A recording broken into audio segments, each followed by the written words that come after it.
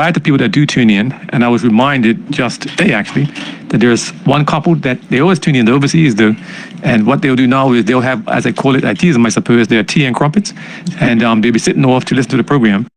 And others will be doing things like preparing children for school tomorrow, which is always amazing because around this time of year, once daylight saving time kicks in, it's dark. So people are home. During the summertime, it's daylight and people stay a lot longer. And so again, I want to thank persons for tuning in. And also thank everyone for their encouragement in terms of asking me what they want to hear about, which helps me to decide or to choose which guests will be on and what subject matter is important.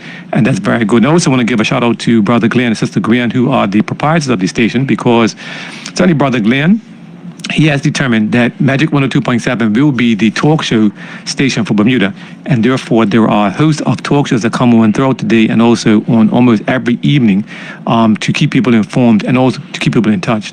And I'll say another thing I always repeat rather, is that we don't always remember or think about the fact that there are people that are unable to get out and about. And the radio waves are their way of staying in touch. Some of them are older, some of them are younger. And so it's not even about all this high-tech stuff. It's really about just being very basic. A radio. Turn your radio on, tune in, and then that's how you can see what's going on. And hopefully we can always provide good information. People know that for this show, it's meant to be constructive. It's primarily a financial-oriented show. Sometimes I deviate because it's what the community is really pushing for.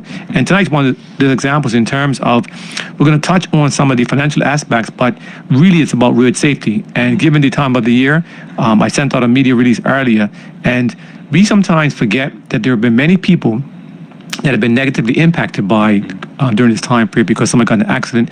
And I will say later on also, I guess, in terms of, they're not accidents, many of them are collisions, which means they can be avoided, or people are doing things that are necessary. And so some people, for the Christmas time period, for sure, it's a sad time because they've lost a loved one. And so we'll touch on those things as we go on. And so before I get fully into the show, though, what I want to do is remind persons that there is a special recognition recognizing Rosa Parks. It's the 70th anniversary of Rosa Parks' iconic stand on a bus in Montgomery. And there's going to be a celebratory gathering.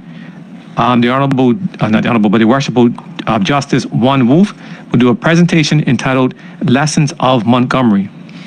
There will be music and dance by students and reflections on how Mrs. Parks' story has lessons for Bermuda. And in summary, on a bus in Montgomery. In 1955, Mrs. Parks, with courage, surely played her part, passing the torch of justice so others can make a start. In 59 in Bermuda, some took on that challenge with glee. Today, we are all tasked to make a better community. It's a global event with a local impact, and that is going to be tomorrow, Monday, the 1st of December, from 12:20 to 1:30 at St. Paul AME Hall on Victoria Street. And clearly, everyone is invited to attend. Again, that's a Rosa Parks celebratory gathering with some information, some dance, and some reflections on tomorrow, Monday afternoon at 12:20 to 1:30 at St. Paul's AME Hall. Another thing I want to touch base on very quickly is that I want to say I had the honor. Yesterday, someone asked me, in my quote-unquote personal life, I decided some time ago to get a license to drive almost anything in Bermuda. One of those things is a minibus. And so a minibus proprietor asked me before, but to do yesterday, which is to pick up some people and take them for a tour of Bermuda's farmers markets. And I'm saying, okay, fine, no big deal, I'll do that. And so yesterday morning, 8 o'clock, we started, right? And I learned some new things. And for the general public, if you're not up early on Saturdays, try to get up early and go and do some of these things, because it's amazing that there is fresh fruits available and baked goods. So fruits, vegetables, and baked goods. And there are many others, but what we did is we first of all went to Windy Bank Farm. That was the first for me. Going up Smith's there, top of Stool Hill. We went there, and it was interesting to see that the people that sell this stuff, actually, they live there. So there's a house. It's a huge garden and whatever. I had never been in that area, to be honest, but it was beautiful for me to go and see. And of course, I bought some goodies, which is always a good thing. And fruits, like Bermuda oranges, grapefruits, all that kind of stuff. And so really, really nice. And so if you want to get up early, go to Windy Bank Farm. It's on Middle Road, just before you get to the top of Stool Hill, heading west. You turn left and go, keep on going, and you will see when you get there. And then we went to the Botanical Gardens. I was aware of that. I was not able to go inside because I had to park the bus further away, but that was another stop. We got there a little ways, I guess, close to 9. And again, very early, a lot of people there. And so people complain about the fact, oh, Bermuda, but there are things you can do. And it was, again, just an exciting tour. Then we went to Ashwood Park. At Ashwood Park, there was a foraging experience. And then we met a lady there, and her daughter, actually, who showed people about fruits and vegetables that we see everywhere that we don't know what they are, that can be used to cook food and those kind of things. And so that was truly, truly exciting. And then we went to, that was for about an hour. Then we went to Somerset to Greg Wilson's food forest. Now, you have to do that. And I said to him that, you know what I'll probably do is invite him to be a guest probably in the new year, because he has so much information, and he talks about the ecosystem and how what he's doing is not having any additives. It's basically just all natural stuff that he does, and it's able to explain things. And what I was surprised at, and I think they got the number right, is that Bermuda spends about $300 million a year on leafy greens. And his point is that we can produce more than we do to support that. He does what he's got to get done. And so it was interesting to know that, number one, that's the value of how much money is being spent each year. And number two, how relatively simple it is to produce those things if you want to make the effort. Right. In his case, of course, it's a commercial enterprise. And so I'm sure he's not doing the 300 million himself, but it was interesting in terms of his comments about what he does, the fact that there are so many young people involved in what he does. He talked about the marsh folly and how it is in and of itself, its ecosystem, and it can be better managed. Well, that's my word, can be managed differently, I suppose. And so, again, we will schedule him in for next year. And he also talked about, by the way, his belief that children in Bermuda should learn about agriculture as part of the school system. And so looking forward to what he's doing. I won't say exactly what it is, but did tell me what his next steps are in a very concrete way. He's not looking for government to do everything for him. He's going to work with government, but fundamentally it's going to be a private enterprise. And so looking forward to that. And then we came back, went to Henry VIII for lunch. That's not important, by the way, but it was more so a matter of we were able to go to these farmers markets. And for me, been around all these years, right? Had never been to Windy Bank and to go and see what they have. And I had not been either to food forest. I'd heard about it lots of times, but never been there. And so again, that was excellent for me. And it went from 8 till about 2. So it wasn't a whole part of time, you know what I mean? But it was very, very fresh to start early, to see all the presents. It was actually sponsored by, I'll give them a pre-advertisement right now, by CG Insurance. So what they did is, as part of their corporate activity, they invited staff and some people that were not staff to come on board and do this healthy thing, and that would, of course, encourage them to live a more healthy lifestyle. And so having said all that, again, to the listening audience, thank you for joining us here on Magic 102.7 on your Sunday evening for another edition of Insight. And again, as you know, I'm always excited about this because we always have interesting guests based upon what people have asked us to do. And this evening, again, we're going to have formally the Bermuda Road Safety Council represented by Mr. Antonio Roberts, who is the chair, and Mr. Craig Otterbridge, who's actually listed as a long-time member and committed member of the council.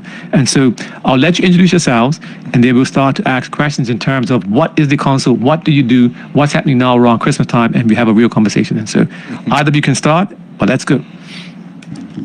Well, I guess from the chair I'll start. Absolutely. Go right No ahead. problem. So my name is, as I said, my name is Antonio Roberts. I've been the chair of the Road Safety Council since April of this year. I took over the reins from MP Dennis Lister. What is he? TL3. Number three.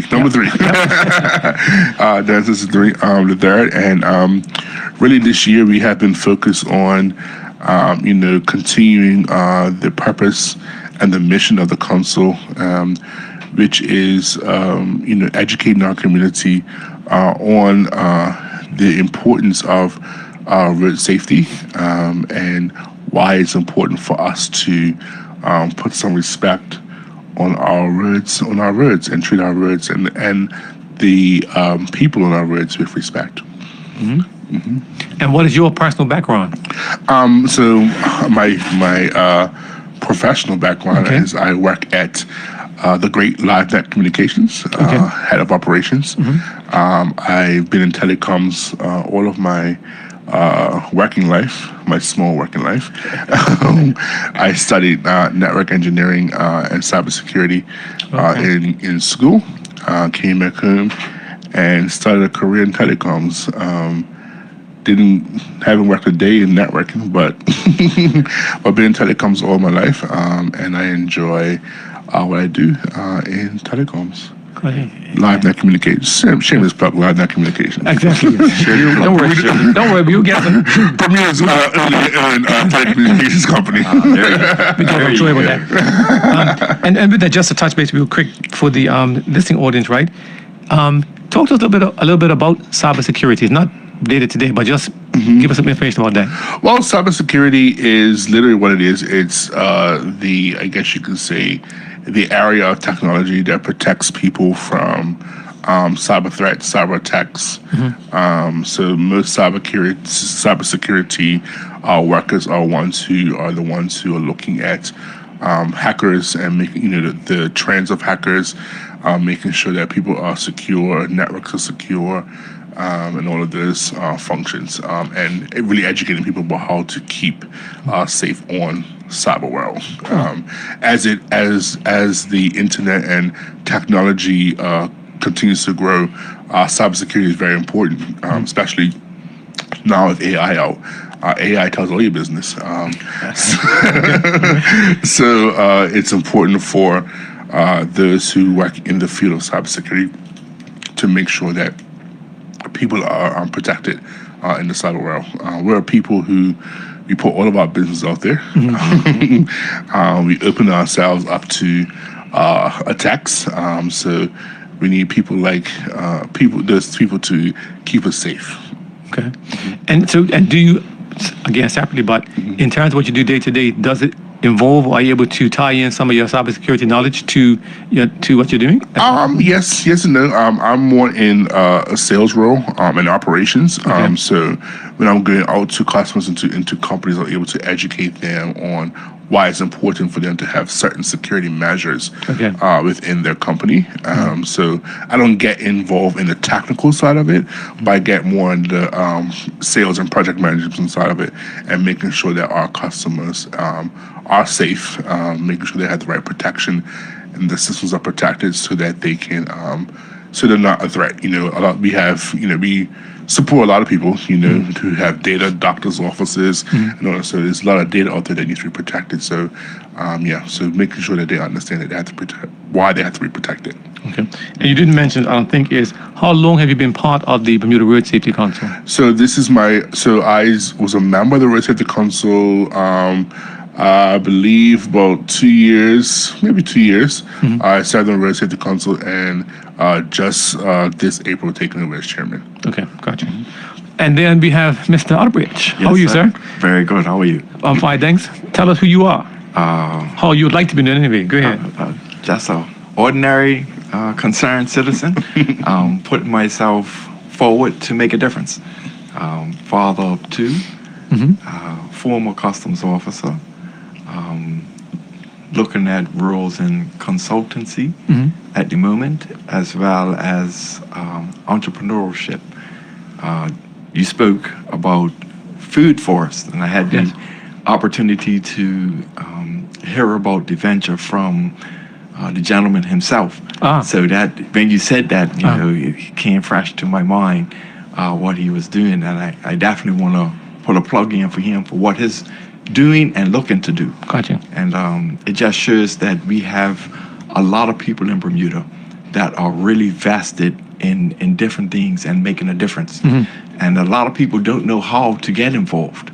Okay. I believe the chairman could better explain that, but when people see the advertisement for government boards, people should apply to them. Okay. In where their interest lies.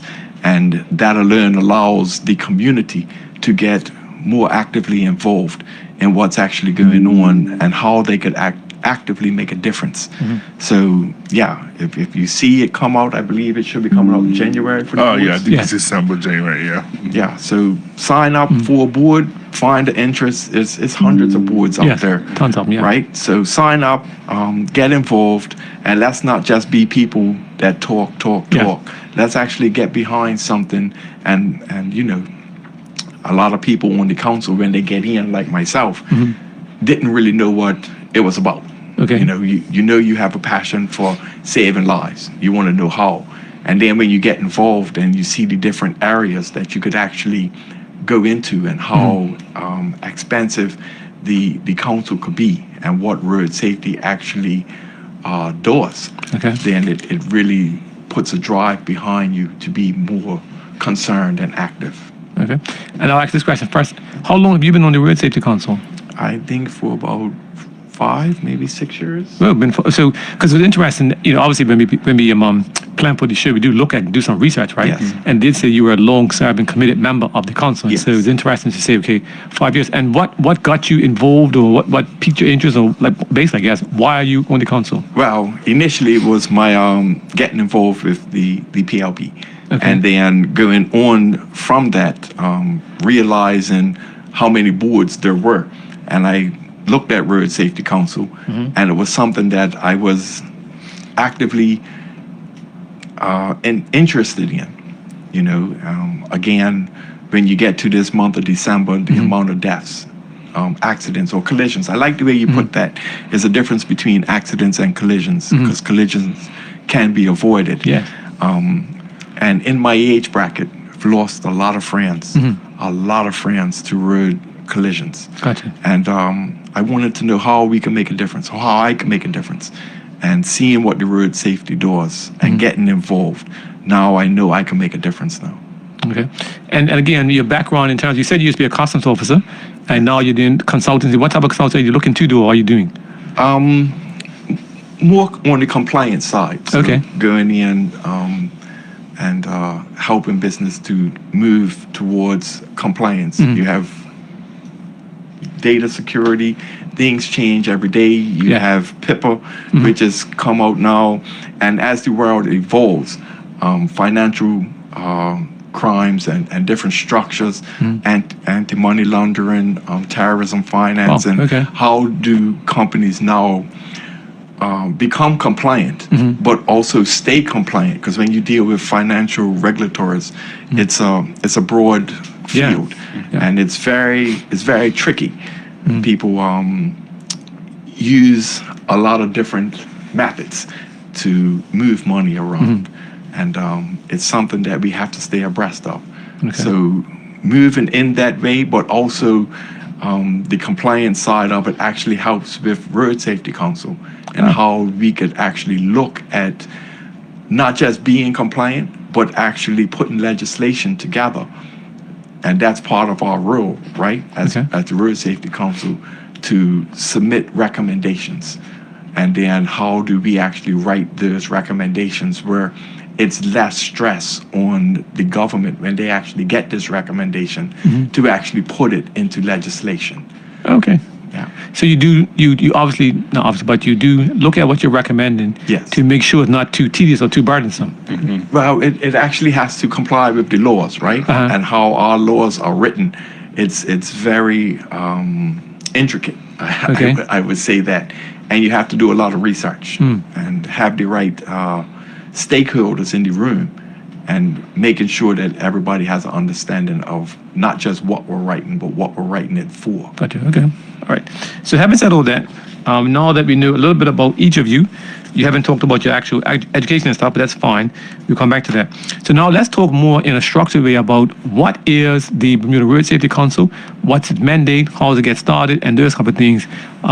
And if you, I guess you both know this, will be some of the history around it in terms of what's the impact of those things. We'll ask some questions, general questions in terms of the number of accidents and those type of things that do take place, so people understand the impact of what you do. So the Road Safety Council, I believe, if I'm correct, this year was its 20th year in existence. Okay. It was started many years ago underneath the Ministry of Transportation.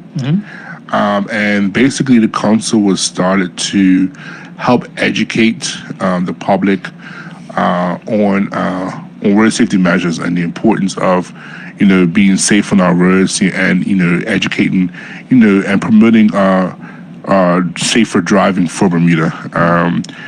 Yeah, so it's, the mission of the Road Safety Council is to educate our people from young to old on how to be good citizens on our road, and how to how to give effective tools on how to reduce accidents, collisions, and so forth. Okay. So you'll talk about effective tools in a minute. We'll come back to that. And do you have any information in terms of how many collisions, accidents take place in a given year? At the moment, I can get that information for you, but there are many, Yes. many, too many, Sure. too many. If you come down to like weeks or months, there are many. And I like you said, collisions versus accidents. There are many collisions that happen on our roads for. I don't want to use the word. I don't want to be offensive and use the word for silly measures. Yeah. But for things that are avoidable. Yes. Many things are avoidable. For instance, I'm aware of a accident that happened, just last week, on the roads from someone not having bad tires. Okay. On their car. They had the tires were beyond bald on their car, and which caused them to slide out, which caused them to cause an accident. So there are many things. A lot of times we talk about road safety, we talk about accidents. We focus on drunk driving, we focus on texting and driving and those types of things. But there are many things outside of that that we don't focus on, that people. That causes accidents, not having the right, not having your car up to the right standard, or your bike or your vehicle up to the right standard, which causes you to, slide out, which causes you to skeet out. People, being fatigued and tired. They've been working hours and hours and hours, especially when we get into, this holiday time. People putting in that overtime, trying to get that holiday pay, and they say, after working maybe, 18, 20 hours, go home and they're tired, and their body shuts down and just fall asleep at the road. These are all things that, that add up to, collisions, on the road. Okay. And to just to expand on that, if we try to give you an accurate number of the amount of accidents or collisions, we could never do it, because as we all know, there's a culture for a certain thing to happen, and we'll come across and there'll be a car on its roof and no driver around, or there'll be a bike in the bushes and no driver around. How does that get reported? And then again, some accidents happen, some collisions happen, and the drivers might work it out between themselves and remove the vehicles before anybody even knows what's happened. But then somebody might show up at the hospital injured and say, "Oh, I was in an accident. Did it get reported?" No. So trying to put an accurate number on those things is nearly impossible, right? So what we do know, and from the data that we do have, most of that data points towards one thing, and that's DUIs, right? Because usually what happens with a DUI, the person is, or the collision is that bad where they can't leave, or the person is inebriated to the point where they can't leave. Okay. You know what I mean? So a lot of times those are the only stats that we really get. Unfortunately, not every accident, not every collision, not every little fender bender gets reported. Okay. So an accurate number wouldn't do justice to the culture that we see on the roads. That's interesting in terms of, obviously we didn't think about that in that the police will report number of collisions and whatever the case may be, right? But that's if but you're right. I'm saying, and it's interesting though that you said that there will be many more that are not reported, but that DUIs, driving under the influence, will be reported on the basis that the people can't move, or they can't leave the scene, or people get there too soon. Yes. But okay, fair enough. But based on what you do have, the majority of collisions are caused by people being drunk or under the influence of alcohol and. I would say the majority of severe. Yes. I wouldn't say everyone or put a weight behind either one, but most of the ones that we see that are severe accidents, there's a remnant or a culture behind it that we are looking to change. Okay. And that how do we actively influence that change? And I think that's the direction that we need to go, and that's something that we consistently talk about. And how do we work that out with the police, and how do we get other stakeholders involved, the insurance companies and everyone else to the table, so we could actively transition from the mindset that creates collisions and not accidents. Gotcha. And just for the listening audience, the reason why I make a distinction is because if Anthony is riding at high speed and I strike something, that's not an accident. That's a collision because it's avoidable. Absolutely. Yes. Clearly, I mean, obviously, sometimes accidents do take place when you're driving at the correct speed limit, Yes. but the likelihood is number one, you're less likely to get in an accident. Number two, if you do, the damage or whatever is going to be less severe. Yes. And so that's my distinction. And so, even, which is interesting for me, is you talked about the poor maintenance. And so if Anthony is driving a vehicle that is poorly maintained, i.e. insufficient tire pressure, Yep. or like say bold tires or brakes not working, all those kind of things, those are, I wouldn't automatically think of those things, to be honest, but yes, those are contributory factors that can be avoided, and therefore it's a collision, not an accident. Yeah. And so that's why I want people to listen, Yeah, and from my perspective anyway. so, and I bring it up because when you think of you start to about the finances of things, right? And when you think about people who are I don't want to use the word struggling financially, but who are maybe living paycheck to paycheck, or You can use it. It's real. It's real. Sure. or not having the means to get four tires. They may look at that as not important. If I'm looking at am I going to get a tire, or am I going to get some food, or I'm going to get a tire, or am I going to pay my Belco bill? So we look at these things and think of it as not a big priority on our list, but essentially, it is a priority when you think about the safety of others. And in my opinion, some things that we don't think of is driving, without due care. Driving with Absolutely. knowing that you have bold tires. Yeah. Technically is driving without due care. Because you knowingly are risking. Get on the road knowing that your car is risky, and everyone is. We're all. I mean, if anybody put their hand up and said they're not guilty of something, they'll be lying, because we're all guilty of breaking some type of law on the road. Trying to get to work quickly. Third laning, or trying to. We get that message that we just have to read. Everyone's been guilty of. Being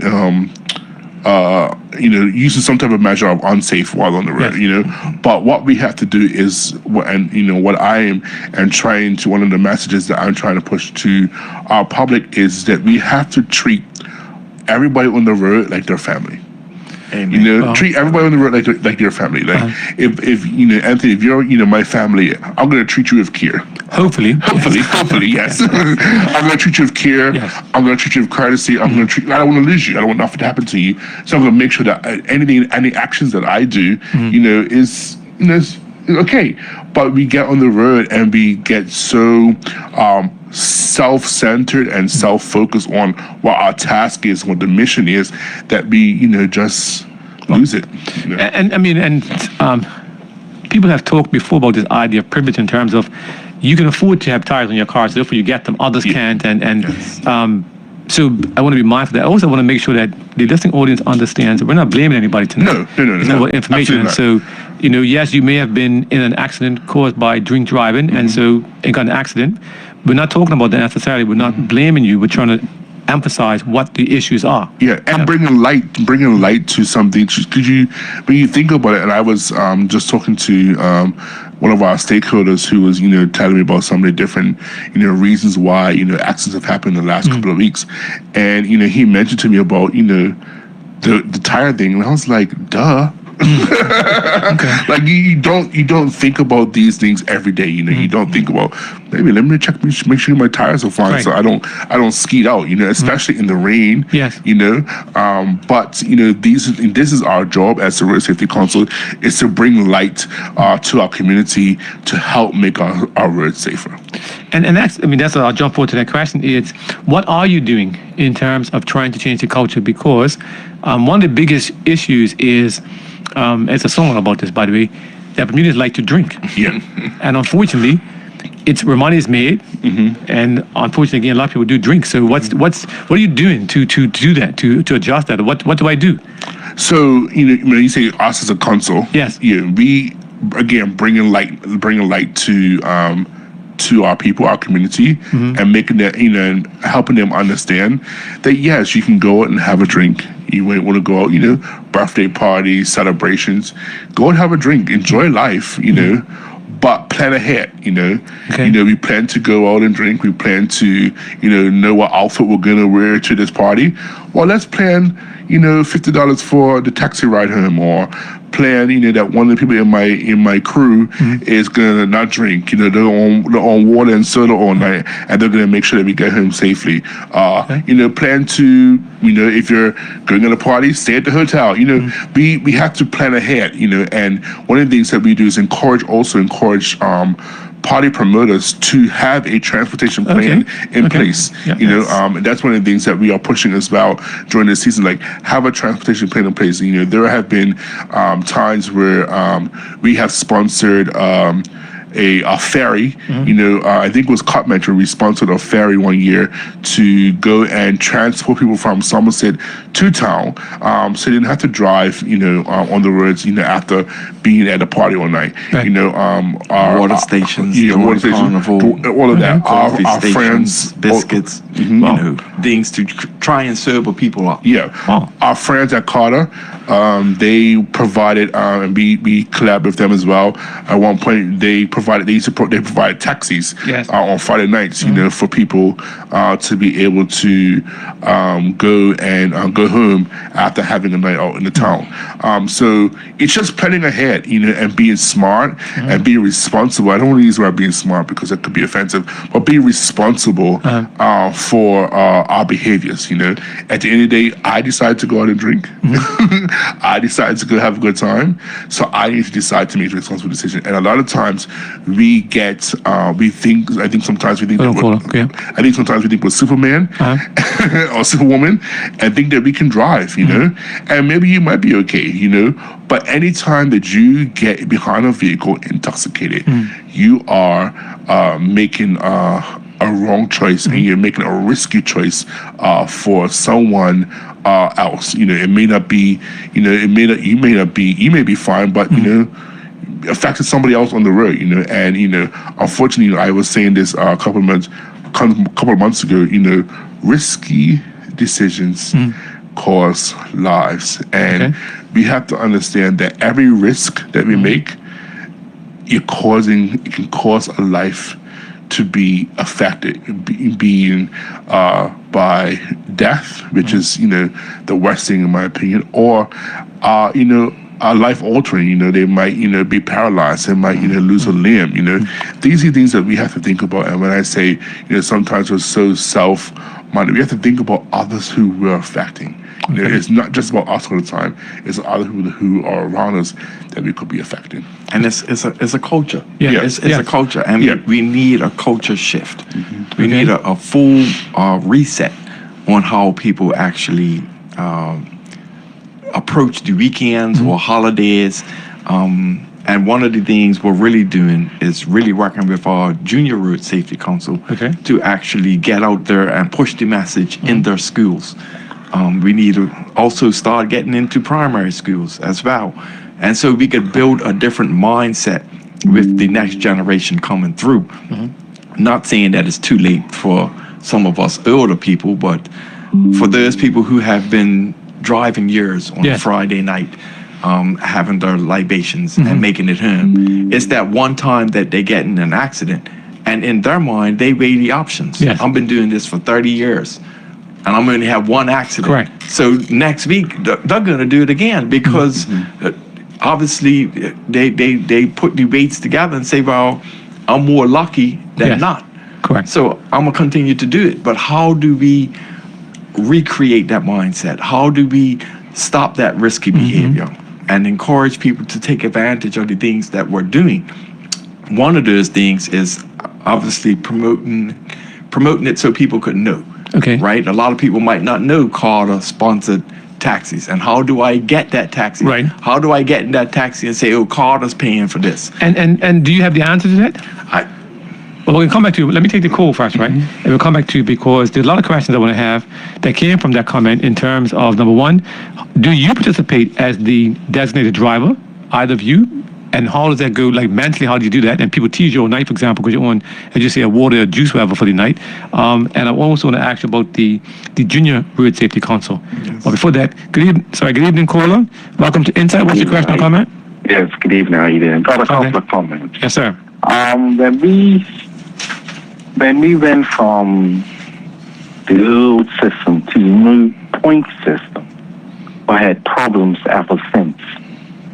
Before you used to be able to, you do an infraction, you wouldn't know what you're getting in court. You would know you're getting time on your red and how much your fine is. Now, you're coming out of red, you're going to risk it because you got 3 points. You're only going to lose 3 points. It's fine. You need to go back to the old day. And the bald tire issue. What happened to the traffic officers? We don't see the traffic officers on the road anymore, even if they're just in the city. You talking about the police officer or they walk in the street? Don't see 'em. Talking about the police Traffic officer? officers. I'm talking about the police. TCP TCP traffic officers. officers. So Okay. traffic officers are responsible for They used to have traffic vehicles. officers. Yeah, on the road. Yeah, so Where are they? so you have traffic officers. You see them in town. You'll see them We have them, but we in don't different see places. We But have them, but we don't see enough of them like they used to. Hold on, let We him answer. rarely see them. well, yeah, I mean, They So, like one second. airport. So let me have you ask all your questions, and then let these guys answer. Hold on. So you asked about the bow tires. Well, really about the traffic officers. Got that one. What else was it? Point system. Right. The point system. In my opinion, Yes. this Road Safety Council, it's a waste, man. Okay. It's a waste. We need to go back to doing things like how we used to be. That's like a few other things. Mm-hmm. We need to go back. Okay. And Do you realize it was in place for 20 years? Yeah, I know. Take it on. Okay. Okay. Fair It's enough. not working. Okay. So you got 3 It's points. not working. The traffic officers, the point system in the past, and the quality of service provided by the Road Safety Council. Anything else? Yeah. Okay. The past, the point system is the new system. You got that. The old system. Back. Sure. Yeah. All right. That's it. Thank you. Thanks. Okay. No worries. All right. yeah, so anybody can answer where you want. Go ahead. as far as the point system goes, what happens there is, in the old days, there were things in place that we could talk about, drive and do care, Yes. right? And we knew about do care, so we were safe on the roads because you didn't want to get stopped for do care or be seen doing anything crazy. Okay. But what's happened is somebody came to court and challenged that.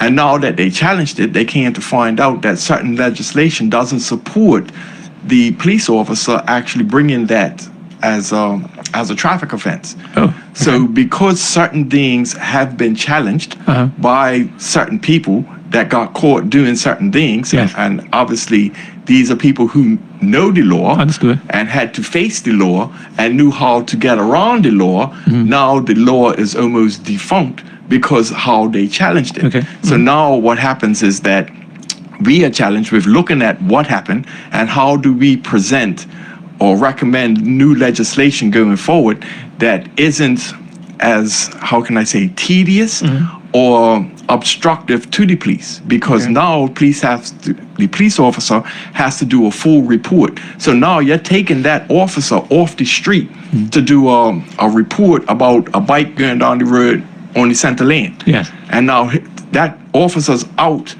or off beat for maybe a week or 2 weeks. And we already know that where society is going, we need as many police officers on the street Sure. as we can. So now we're looking at how do we present legislation that allows police officers to deal with these things right on the spot. Okay. And that's the challenge that we're having, because we have to look at the legislation that's there and compare it to what the direction that we need to go. And as far as the point system, a lot of people agree, right? But here's the thing. When it comes to the point system, there's a minimum threshold. And I believe the chair could expand on this, but we wrote in a recommendation to raise that minimum threshold. What do you mean by a minimum threshold? So let's just say somebody gets caught DUI. It's a year off the road, Right. $1,000 fine or $1,500 fine. That's the minimum, but it's up to the judge. It's the judge's discretion as Okay. well. If they challenge that and took it to court, then it becomes it could actually get thrown out Okay. if they challenge it and win the case. But how do we give a minimum threshold for that person, regardless of if Oh, I they see. deal with it in traffic court Gotcha. or they fight it and take it to Supreme Court? There still has to be a minimum threshold that the judge cannot go below. So minimum penalty. A minimum penalty. Okay. And I don't think we actually have that. If we do, it's not as discouraging Okay. to people Yeah, to okay. Understood. not do what they're doing. Sure. So that's something that we've actually written, but now that has to go through the channels to actually get to be legislation. It has to be reviewed and all Gotcha, understood. the I's dotted and T's crossed. So this is a conversation we've actually had multiple times Yes. in our meetings in the past couple of months. Right. As far as the bold tires and the traffic officers, I wish we had a TCD officer here Yes. that could say where they go and what they do. A lot of mornings you'll see them working with the police doing stop checks Yes. for vehicles, and you'll probably see that more often than not around holiday Right. times. But I guess help me understand. So is it their responsibility to basically walk around the street and randomly look at cars and say this car is having a problem, like it has bow tires, for example? No, it's the responsibility of the vehicle owner Right. to make sure that your vehicle is intact. TCD, you go, every year, Yes. people go and get their cars set up and ready to get passed by TCD. I want to get my tires fixed. I got to get this. So, instead of doing that, on a yearly basis, people should do that on maybe a monthly basis or a quarterly basis, making sure their vehicle is safe for the Okay. road. And I just want to, just one thing I want to iterate. The council is, we're not in, we don't change policy. We can make recommendations for policy, right? Okay. Yes. We make recommendations for policy on when that policy changes. And I think sometimes when people, think of the road safety council like, well, you need to fix it. Well, we can make a recommendation to fix it. So our job is to make recommendations. Our job is to educate. And I believe that one of the things that we are very vested in this season of our tenure is to educate our people, educate, and enlighten people. If you bring things to people's attention, they start to think about it more, right? Okay. And that is our focus, is to educate, especially our young people, because if we can. It's harder to change a behavior versus someone who you're enforcing a behavior in that they have no knowledge of. So educating our young people to make sure they know this is how you behave on our road, and also helping our people to also change behaviors. I've been on the road for maybe 18 years, 15 years, Right. I'm still young, so there's a lot of behaviors that we have to change, and that that's across the board. Even let's forget about vehicles, across the board. We all have bad behaviors that we have to change, but it's our job to educate our community and put it in front of our community's faces. Like, that's a bad behavior. You should change it. And I'm thinking back now for the previous chair, the Honorable Dennis Lister, the third now, is he tried, different question. You're the chairman. Yes. What do you do to set a good example to the public? So as a chairman, I I make it my best. So will I see you ride down the third lane, for example? You would not see me ride down that lane. Will I see you speeding? You would not see me speed. Okay. I mean, we all speed because we all go with 35, right? Yeah. But you will see me riding responsible. Okay. You see me driving responsible. Do we all have bad behaviors? Yes, no one's perfect. If anyone's perfect, we'd be up with Jesus. But encouraging responsible behavior as the chairman, and making sure that I'm setting an example of responsible road behavior. And if you will, do you want to give an example in terms of you going with your friends? How do you manage, or how does that work in terms of you or somebody in the group having deciding to agree to be the designated driver? So I've always been the one who's saying like, "Hey, how are we getting home?" Like, Okay. no, I'm not the really going out person. If you see me going out, I'm probably there for a special occasion or a social or whatever. I'm not the one who's partying, whatever. But anytime I was to go out, I'm like, who's driving? Okay. who's how we getting home? If you're drinking. How we getting home? I'm always been that type of person because I've as Craig said, I've even in my younger age I've lost friends on the roads to road traffic accidents, and I don't want to be liable for anyone losing their life on my hands, or nor do I want to lose my life from making a irresponsible decision of getting on our road intoxicated. I've lost family members. I've lost school friends to road traffic accidents, and it's avoidable. Yes. And I think it's a sense of maturity as well. In us is you just have to just think responsible, and be responsible on our roads. Okay. Yes, and again, to the caller, the point system, and I believe this was stated a few months ago that the Honorable Larry Musselman, I Yes. think he's in charge of revisiting some laws or how the court system operates. Okay. I think he's in a position right now where they are revising or reviewing how the court system operates. Okay. And I think they're making some transitions there. So even now is a great time for us to put these recommendations forward. Right. And as well as the Protocol. Road Safety Keep going. Council. One thing that we learned recently is working with our partners in the UK, in the States, and all those places, that their road safety councils are full-time positions. They have full-time jobs where they do this stuff 35, 40 hours a week, Right. even on the weekends. Our road safety council meets once a month. It's voluntary. And it's voluntary. Yeah. So you're looking at us doing this in 12 hours in a year Okay. to try and put these things together. So we get in a meeting and everybody's got 100 questions, 100 comments, and 100 ideas. Sure. And when you get 8, 10 people in the room all trying to pour this in and then get something done, so everybody goes away and we have tasks to bring things back to the table, Right. it's a lot to do in an hour just for a month. So now that the Road Safety Council has looked at that and we're saying, even though we've made an impact, how can we make greater progress in what we're doing? So we're looking at revising some things as it comes to the Road Safety Council and how we are actually structured to make a better impact going forward. Okay. I'm going to take this call and come back to you both in terms of the Junior Road Safety Council and comments about, we keep talking about young people, but to understand who are the people that's causing these collisions, what are the age bands, are they all young or not? No, So no. we'll come back to that in a minute. Good evening, caller. Welcome to Insight. What's your question or comment? Good evening, Mr. Richardson, and then to your guest. I have a question in regards to you talking about collisions and the amount of accidents that have been happening Yes. over the past few months. What about the roads?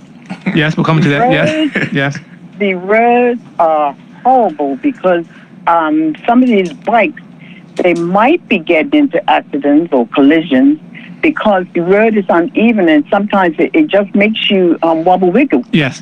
And then even with the cars, as I'm driving, sometimes you don't see those sinkholes. And when you look, you're in there. And of course, you do come out, but, and sometimes it takes your steering wheel. Yes. It can throw you. So I know we've got a problem with the roads being paved, but that is something I feel that is helping to cause these accidents or collisions as well, and as well as ruining our tires. We have to replace them a little bit more often than usual because all these holes is creating havoc in our tires. And I'm glad I don't have to go up the country as often as some people, because those roads is like a washing machine, an old washing machine at that. Fair enough. So what can we do about that? Okay. I know you're laughing, but No, we're going to address it for sure. I'm laughing at your wash machine. Your wash machine, but it's very and I serious. said an old one too. An old wash machine. Yes. The ringer. I will come into you, caller. And thank you for your call. Do you have any other questions, caller, before you go? No, I can Okay, good. listen Okay. to everything. Thank Thank you. you so much. Thank you for calling. Bye bye. I'll say to the caller. Hold on, caller. If you sit in our meetings, and I won't call his name so y'all don't go harass him, but the person responsible or our representative, because we have ex officio members as well from public works, police, fire. That man, he gets a good tongue lashing from the council every meeting. What are y'all doing about our roads? Why are you doing this? Why are you doing that? You gotta change this. You gotta change. But that's one of the things that we advocated for as well. When we see, our roads are not in the best condition. But one of the things that I can say that the public works department is working in the best they can with the means that they have to get our roads up into a better condition. For a minute we didn't have the right machinery, asphalt, to be able to repair our roads, and we have to look at it's not just deterioration, as well. Other stakeholders and entities have been digging up roads to lay fiber, to lay this, to lay that, and once you dig it up, you put it back down, dig it back up again, put it down, dig it back up again, put it back down, dig it up again. So, our roads have had a bit of trauma, but I know that they are working very hard to get our roads, back into a state, and it doesn't happen overnight. Sure. Unfortunately. But I mean, that's reality. And you ride a bike, so you know this in terms of if there's a trench in the middle of the road on your side, it's not going to be even, and the tires do wobble. Yes. And so I guess a question or comment would be, what are your thoughts, though, about the fact that the roads themselves are contributing to collisions or accidents in that case? I don't want to say yes, But you said it already. Gotcha.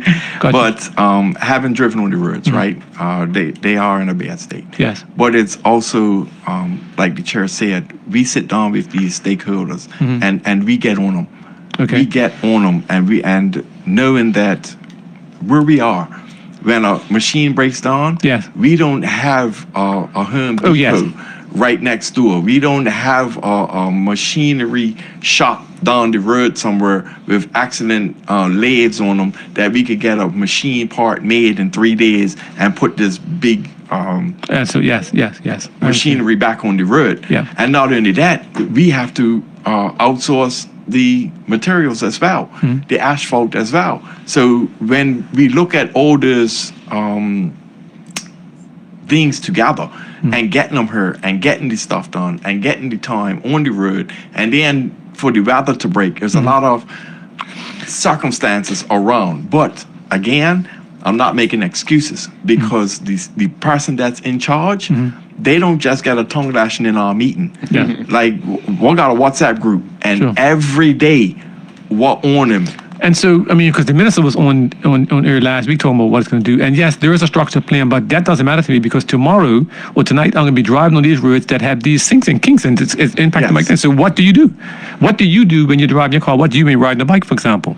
So, I mean, we all are, for me as a road user, I live in the Bermuda Road area. Okay. And I know that Bermuda Road has some sinks and it has some hills, so now that we drive on the same road every day, right? Yes.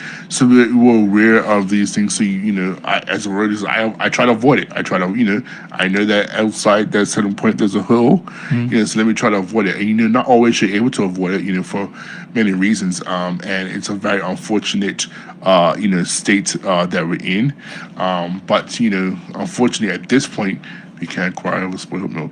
Okay. But, we just have to do what we can, You may have to avoid a little bit, to get through. But I believe that we're going to see better times, when it comes to our roads. Absolutely, and to say that, it's almost a double-edged sword, because when we get the stuff to fix the roads, what happens? People are like, "Oh, they're fixing the roads. The traffic's backed up. Well, Can they do it a different time?" So it's messed up if we're trying to do it. It's messed up if we don't do it.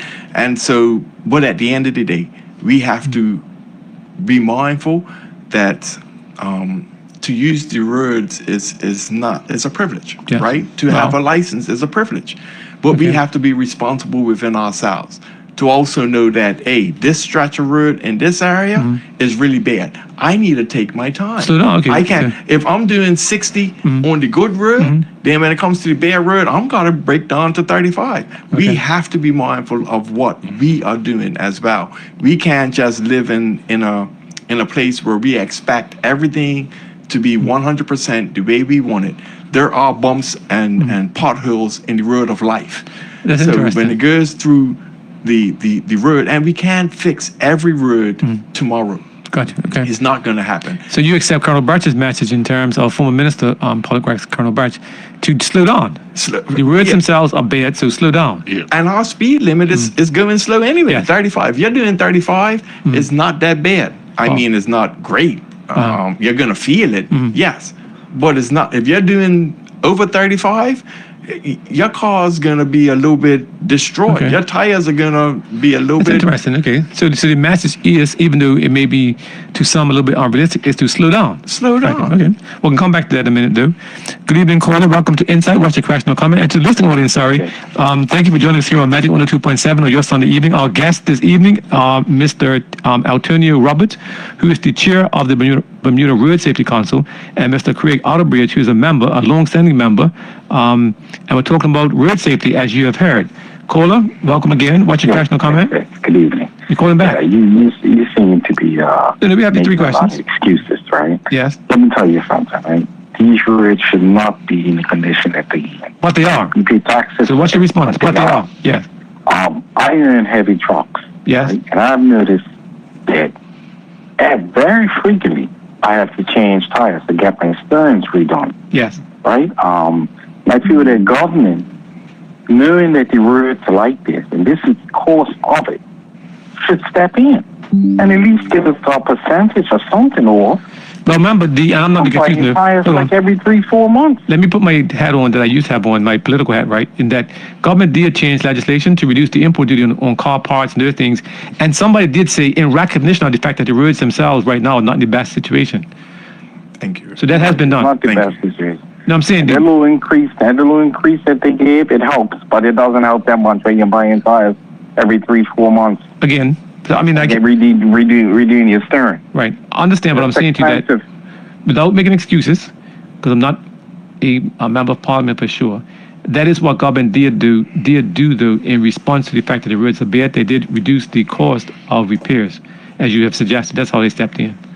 But there's more room to be done. Let's think about that also, that we can press for more relief than currently exists.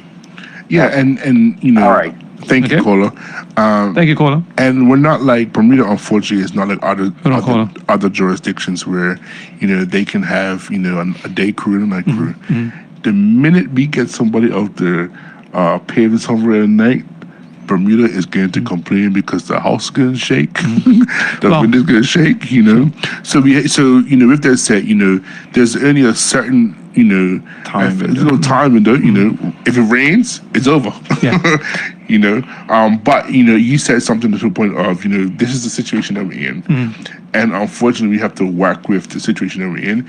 And one of the things that helps is just slowing down just a little bit. Okay.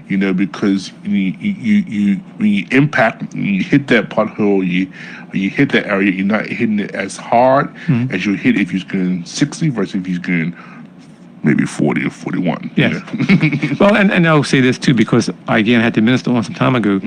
One of the reasons also for not doing the paving at night is the noise. Yes. It's a very noisy perspective, and people will complain. And the vibration, And yeah. Mhm. So it's the noise, vibration, and the cost. Yeah. And so, maybe that's something that the government can consider, or let us know why not, why you can't. I mean, maybe you can do it from midnight to 8 or something. I'm not sure. Maybe in certain areas. In certain areas, but you go down, Shelley Bay Stretch or Palmetto Road, and I'm not sure if anyone's actually seen or watched, the paving happen, Yes.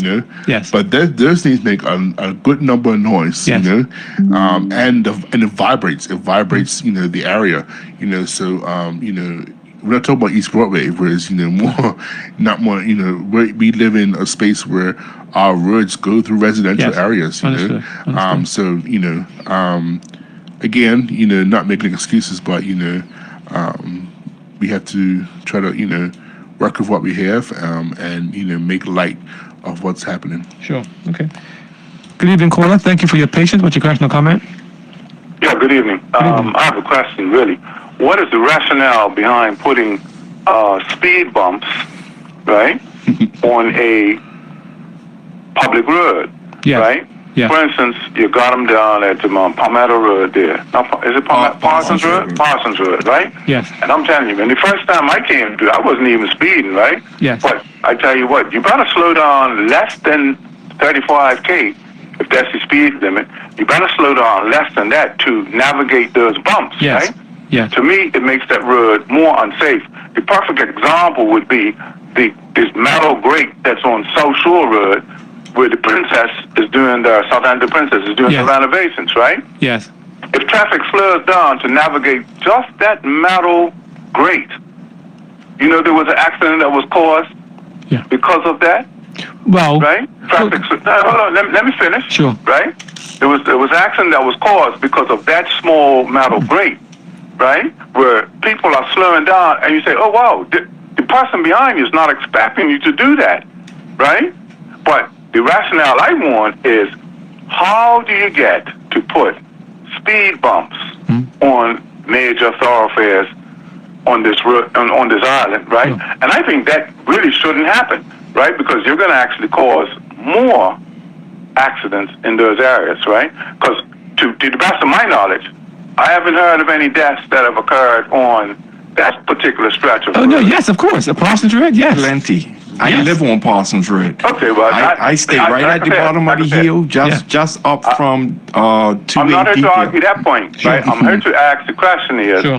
what is the rationale behind putting speed bumps Yes. on major thoroughfares, right? Yes. When you actually have to slow down less than 35K to navigate those speed bumps. Yes. So, Understood. Any other questions or comments? Okay. Thank you. Appreciate that. Yeah. So I'll let Craig speak. I know that to get a speed bump, in the area is actually a little difficult, more than you think. They have to actually survey the road, survey the area, and look at the case. Now, speed bumps, speed bumps put in roads for many reasons. It could be requested by the area, maybe the area or people that live in the area request speed bumps. It could be where people have looked at an area and is, unsafe. I can say for one, that particular stretch, people come off their heel, licking through, Yeah. and you're in an area where it's a very big residential area as well as a school zone Yeah. as well, and you have, the playgrounds there as well. I don't remember right offhand, the whole reasoning, but I believe that it was the area crying out. The people that lived in the area crying out for, and not everybody, but some people crying out for something to be done with that area in regards to people speeding and so on and so forth. Gotcha. I tell you, you hit the nail on the head.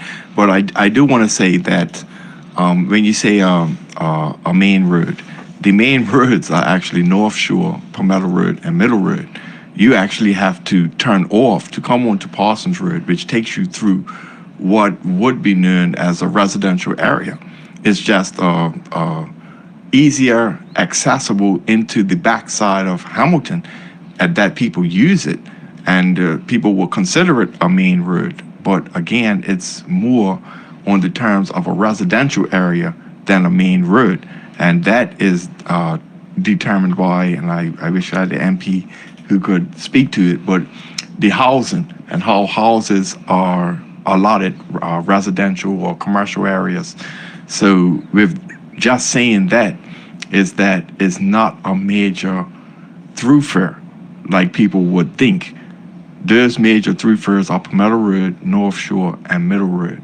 Parsons Road is a residential area, and the reason for the speed bumps was just that, to deter as much traffic coming through and to slow was it? traffic down. To actually reduce Because users. you have the schools, Oh, like okay. the chair said, you have the playground there. Yes. You have a lot of kids moving throughout that area Yes. in the morning, throughout the days. You got children coming from Cedar Bridge. You got children coming from Delwood. You got children coming from Victor Scott. Okay. You got a few different nurseries along the way there.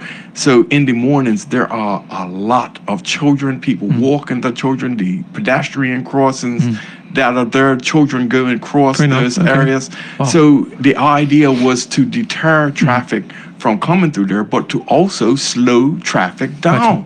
That's interesting. And the amount of accidents that I see on a weekly basis, and I could tell if it's a little bit of rain starts coming, Yes.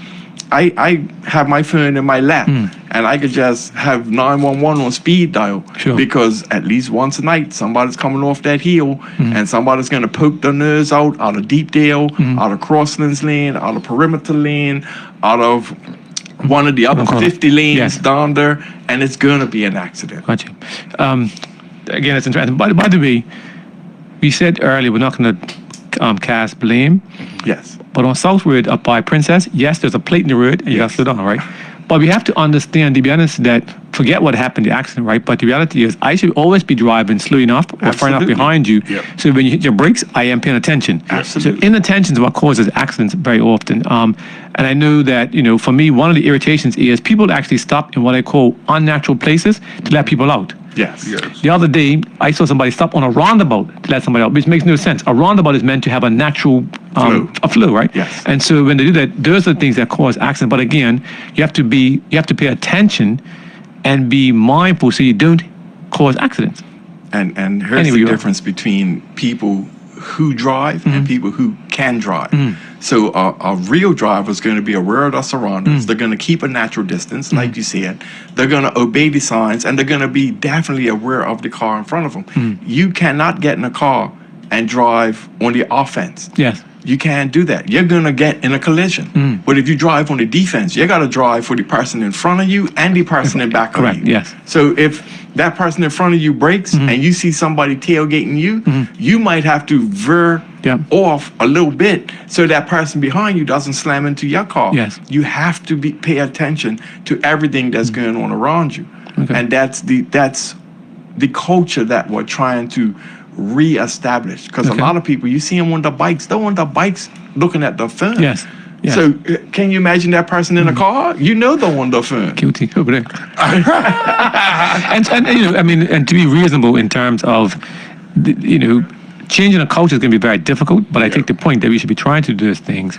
And what I'll say quick too is that in Bermuda sometimes, because if you're driving forward, someone's so close behind you, you have to almost sound your horn to alert the person behind you that you're stopping, so they don't smack in the back of your car. You know what I mean? And so that's what I do quite often, by the way. So you're wondering why? Because I want you behind me. Hey, realize what's going on. And so But then to avoid again, accidents. it's I think it's either you or the caller said it, that me stopping to let somebody out, I have to check behind me. Yes. If I've got 10, 15 cars behind me and they're right up behind me, Yep. this person might really want to get out, but I don't have the time to stop safely to let you out without this person behind me. Yes. So I can't do it. Correct. If I've got a little bit of space and I can slow down and I can see the person behind me slowing down, then okay, traffic's slowing down. Everybody's aware that I'm letting you out. Right. But I just can't slam on brakes and say, oh, that's my brethren, let me let him out, because now I'm put everybody at risk. Exactly. So I have to drive with the idea of everybody around me is my family. I want everybody to Well be done. safe. And you might have to wait until this line of cars goes cross in order to come out, because it's safer that way. Yes. Okay. Yes, good evening, caller. Welcome to Insight. What's your question or comment? Yeah. Also, to you, thank you for your patience. I just said hello, but yeah, go ahead. Right. Okay. I just want to know, are the speed bumps put in place to replace police officers. No. And I say that, I'll preface that by saying there's a lack of police officers on the road, which will naturally, as soon as you see that striped car with the even without it flashing, just the striped car along the roadside, or Yes. you rarely see the bikes unless the parade, people immediately slow down. So is the speed bump taking the place of a police presence? No, not at all. The speed bumps are there as a safety feature to encourage the traffic moving through that area to obey a certain limit and to let them know that that area is more frequently used for pedestrians or slow down. That's basically, Okay. it's not for the police. It's to get you to understand that you need to have extra caution moving through this Okay. area. I hear what you're saying, and I'm not trying to be combative, and I just want you to Sure. just take heed and just try to understand what's being there. Sure. Now, Okay, I would say this. when the police are visible, whether it be at the bus stop or at bus terminal or along the roadside, people will, after a while, they will know if the police are there, they need to stop. They don't have they're not on the fence. It's a automatic deterrent. Yes. Without the police presence, and I'm on the road often. You speak to just about anybody. You could even speak to the police and ask them how often they are on out patrolling, and they'll Sure. tell you very little. Gotcha. And so what I'm saying is, it seems as if because you said it, one of you said it earlier, that people are speeding off of Parsons Road. And Parsons Road, it's speed bumps on major thoroughfares also.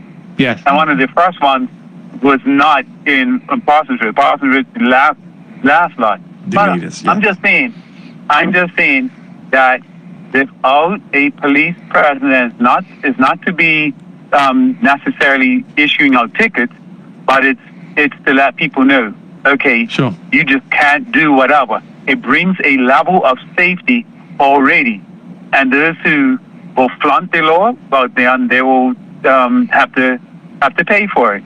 Sure. But I think that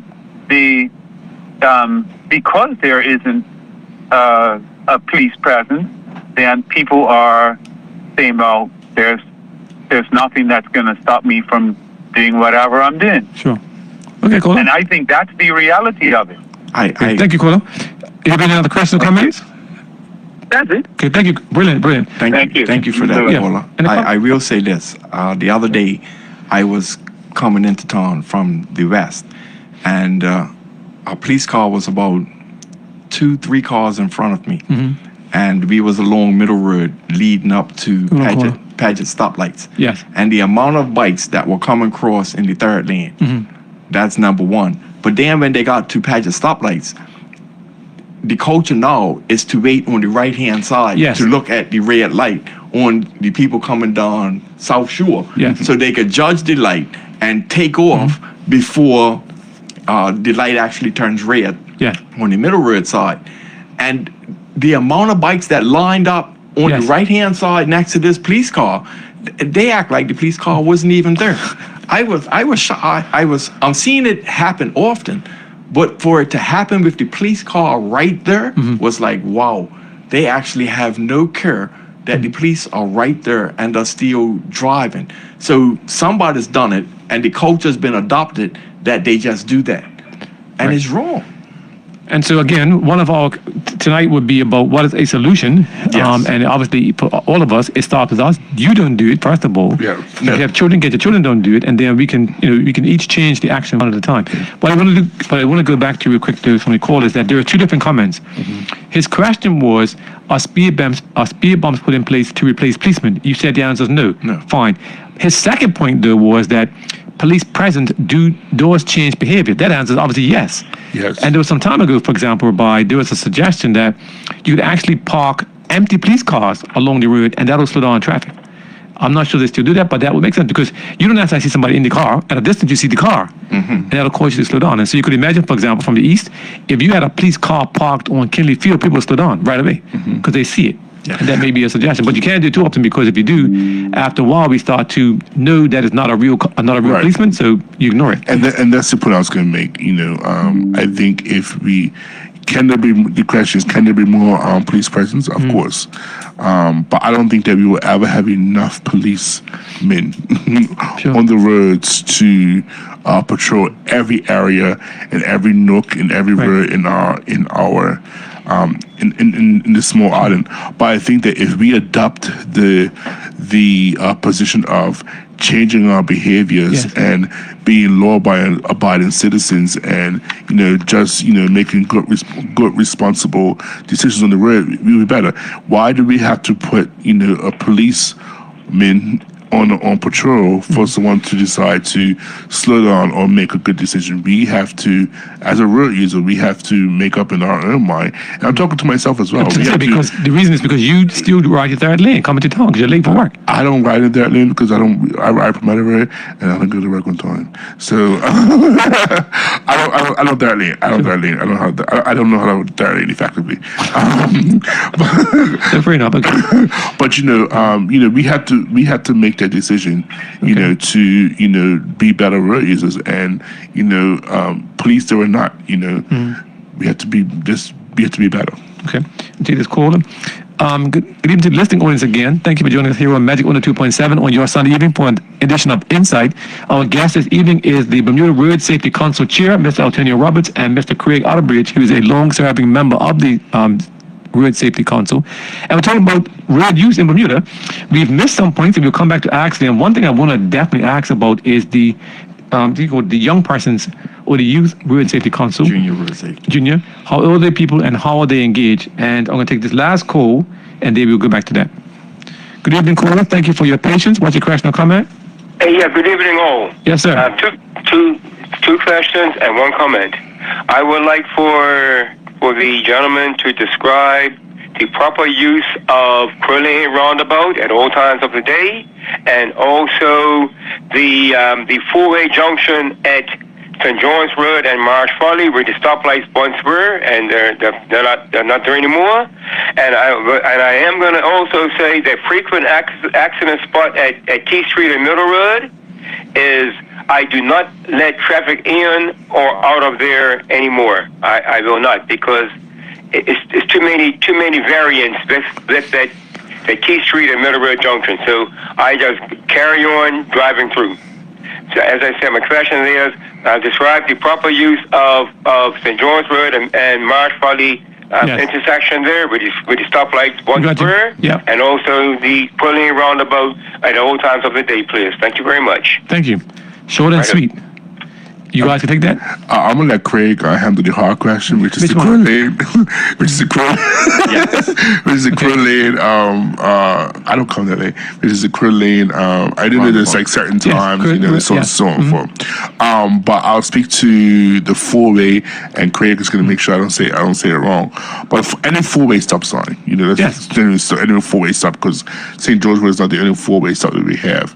It's the person who gets there first who has the right of way in any four-way. So I know that people, if you're coming out of town going towards Bermuda Road or coming into town, you feel like you might have the right of way because it just seems that way. But no, it's the four-way, and we actually released a video, I think it was last month.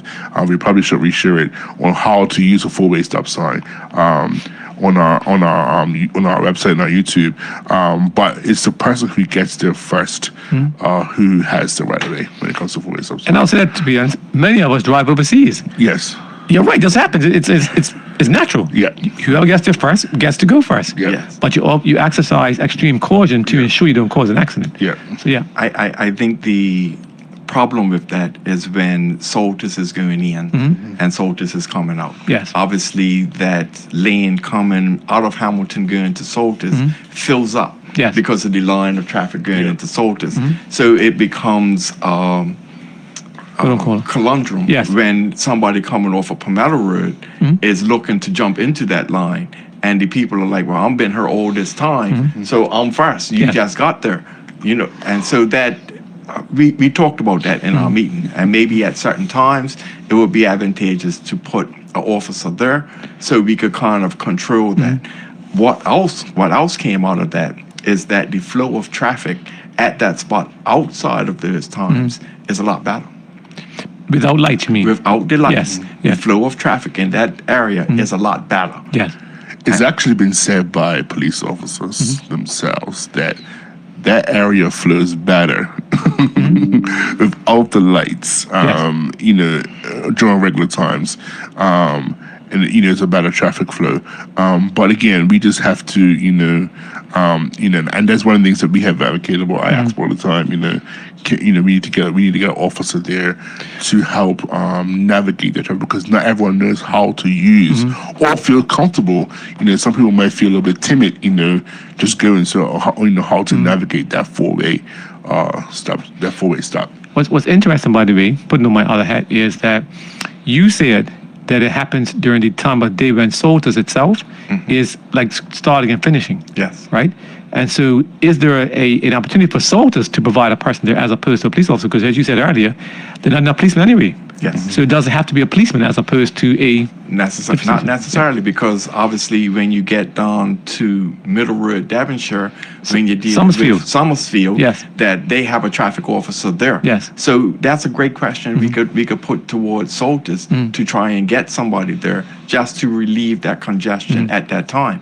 But it's also a culture that we should know that around that time, if I don't have to go that way, I'm going to turn down off of Cedar Avenue, go down by Delwood, and jump on Palmetto Road going that way, because I don't want to get stuck in that area of traffic.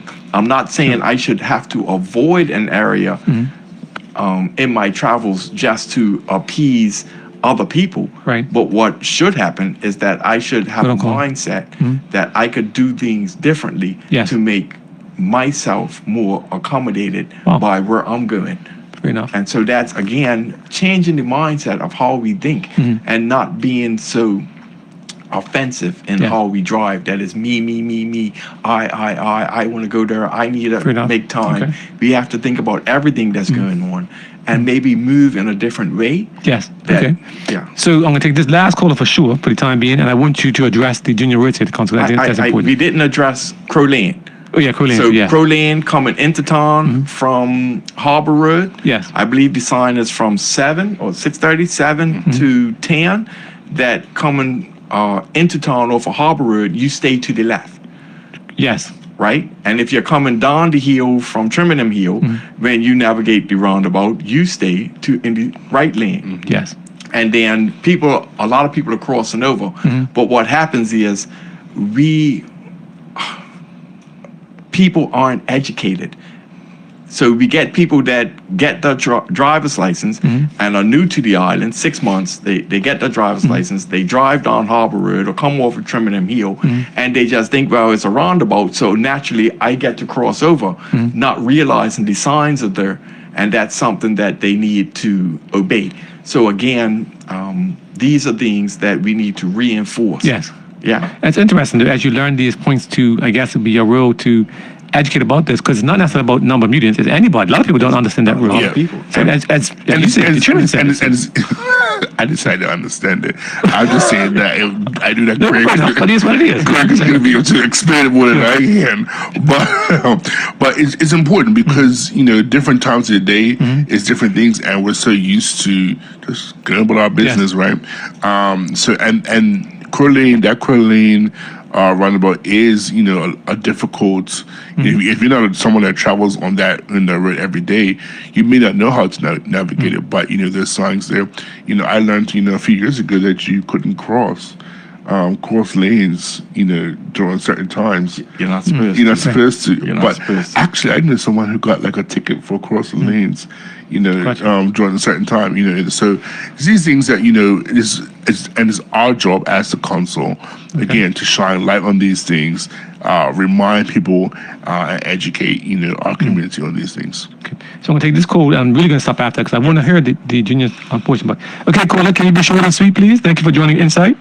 Sure, I will be. This is just a follow-up observation. Yes. Do you know that it is very possible, right, to have accidents when you're obeying the speed limit? Of course. Right? Of course. For instance, like I have hit people from behind, right? I can recall 2, right? 1001, 1002. Before I get to 1003, I'm looking at the bumper of the car saying, what the heck did this person just do? They didn't put on the brakes, right? Yes. They didn't indicate that they were turning.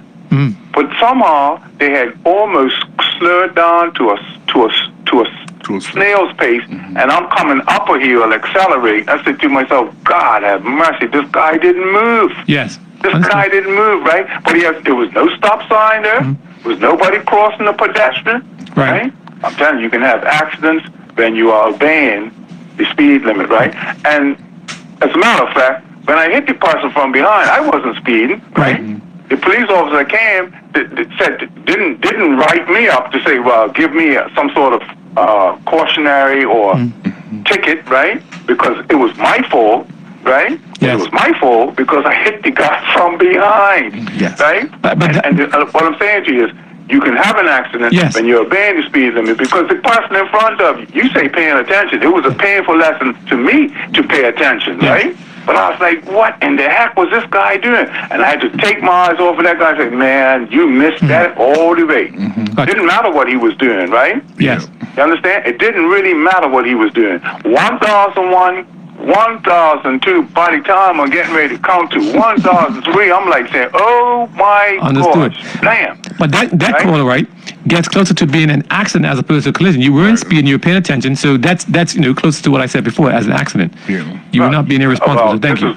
It's going to be precisely my point. Sure. I tell my daughter to take her time every time she leaves the house, right? Sure. Drive carefully, Yes. right? Because accidents do happen. Yes, of So, course. Absolutely. Of course. I want to know the difference between what you are classifying as a problem in Bermuda because of speeding. I said not all accidents are a result Yeah, of of speeding, course, right? of course.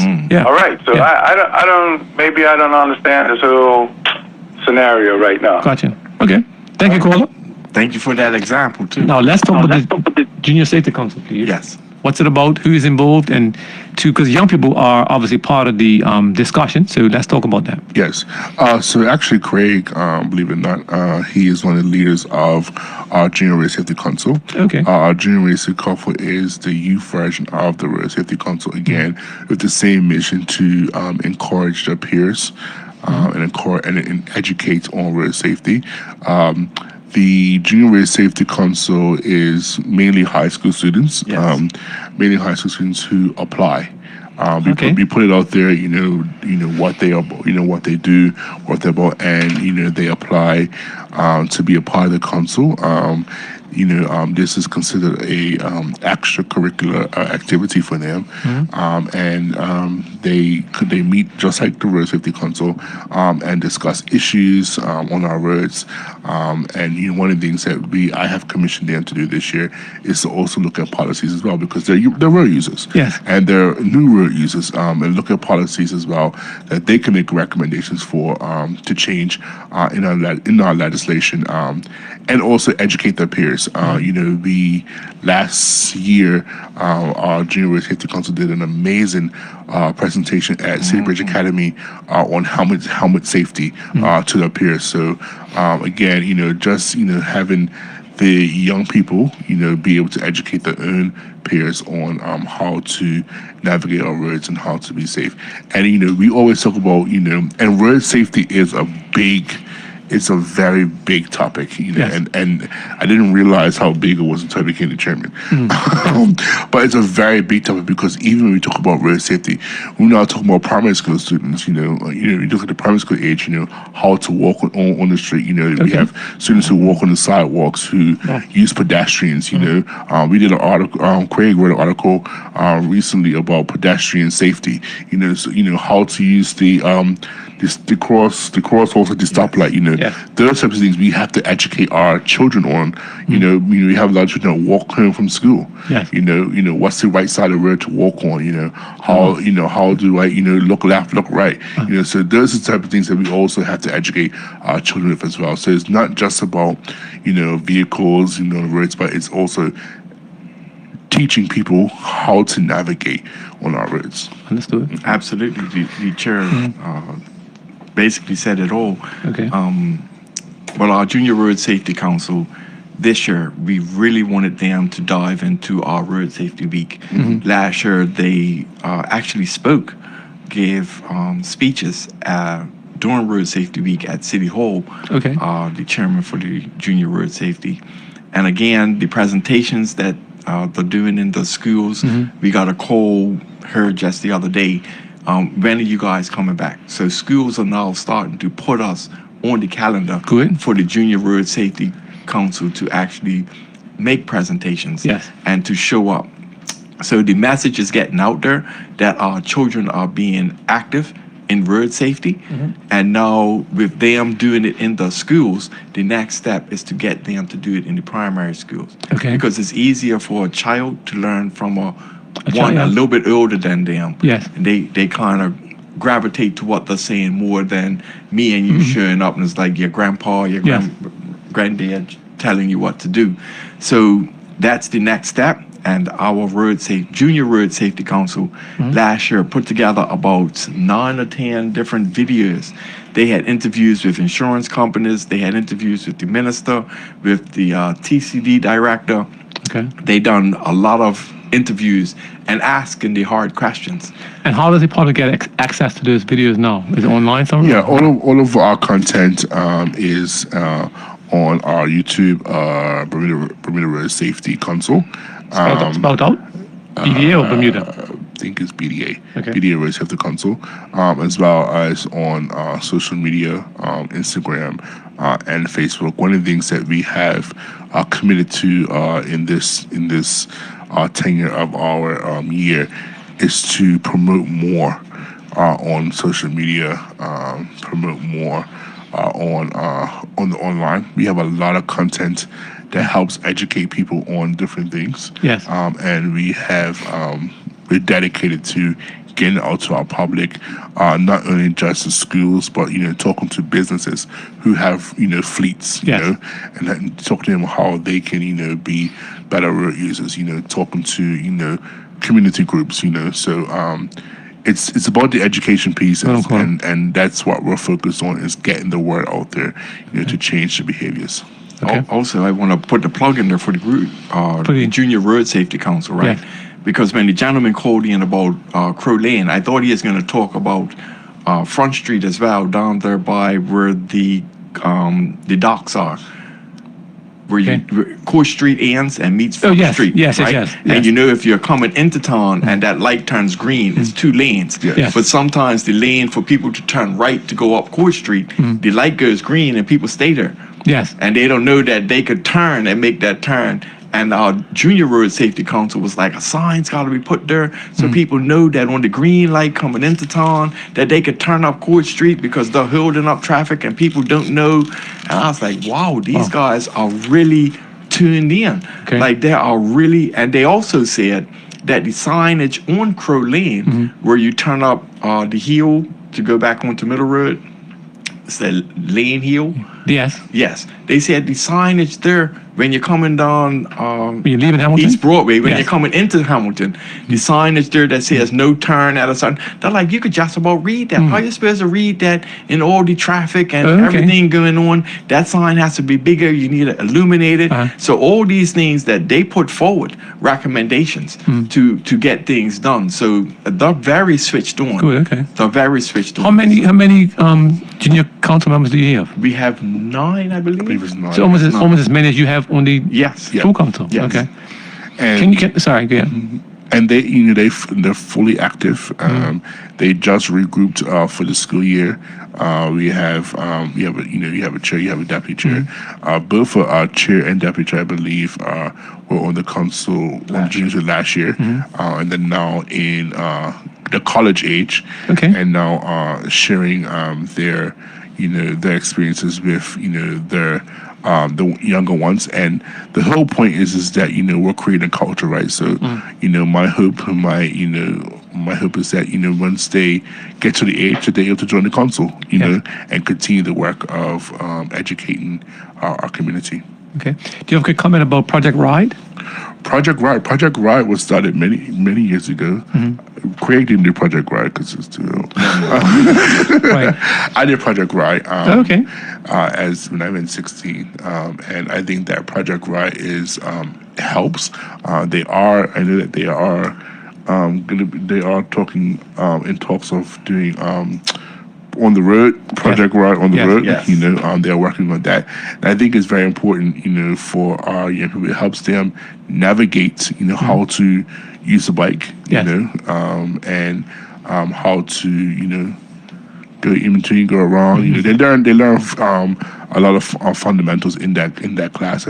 I forget how long it is. I think it's 8 weeks on that they do Project Right, and now they're going to be going on the road, and it's a requirement. Before, when I was 16, when I was getting 16, it wasn't a requirement to take Project Right. It was right, now, yes, you do, right. But now it's a requirement graduate, yes. that you have to take Project Right as a 16-year-old to get your license. Gotcha. All right, caller, thank you for your patience. Welcome to Insight. What's your question or comment? No problem. I didn't catch all of the show, but I caught most of it. But Sure. if I am repeating something somebody else has asked, forgive me. First of all, I want to say and remind the public that it's not a right for you to have a license. We said that earlier, actually. See, yes, that's been said. Yeah, thank you very much. I would like to see some of this stuff advertised. Yes. Especially reminding people it's against the law to drive with your high beam on in people's faces. This has become a regular occurrence when you drive at night. Now, the LED lights is one thing, but this stuff where people actually in the habit of driving with the high beams on makes no sense to me, and that's becoming a culture all of a sudden. That's interesting. In retaliation for the high beams, then you got the old lighting system. And in terms of the new lighting system, I don't think people realize that, and you guys probably notice it when a car comes over the crest of a hill, or when they are coming around a turn, or when you run on a straightaway and Yes. a certain distance from a car, you notice the high beams on and it turns down. You probably think that the driver is doing that. What's happening is the driver is driving with the car on its auto lighting. You have modes on the new cars.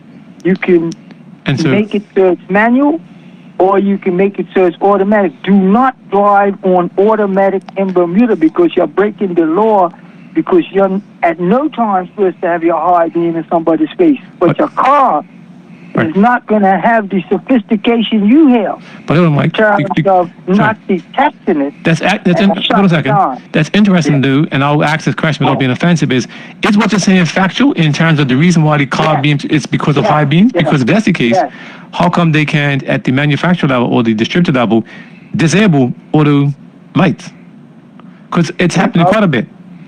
I don't know why the international rule allows this, but in countries like the U.S. where it works better than our little road, Because remember, new cars are designed for Bermuda. Got it. So what you do? And hold on. the problem. So that's your question. We got any other questions, comments? Because they're gonna speak to that in a minute. But what other questions, comments you hear besides high beam? The center line.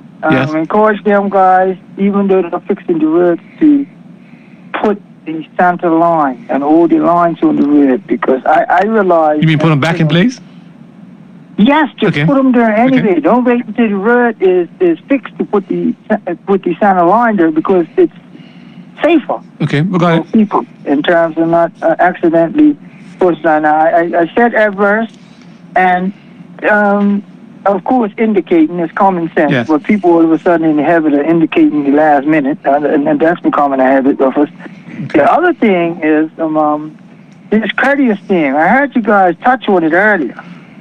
But really, it's not an international rule. It's a Bermuda rule to be courteous, and it's really a problem in some places, including Bermuda, because a lot of accidents are caused by you letting somebody out, particularly when it's not rush hour. Yes. Because remember, you may be being courteous to one or two people, but if you got 10 people behind you, you're not being very courteous to them, and you're giving your mechanic extra work, because your car is working on overtime and it's stopping and then starting more than anything. Gotcha. So All right. you may want to think about, reminding people of that aspect of driving. All right, so got you and too. stop safe.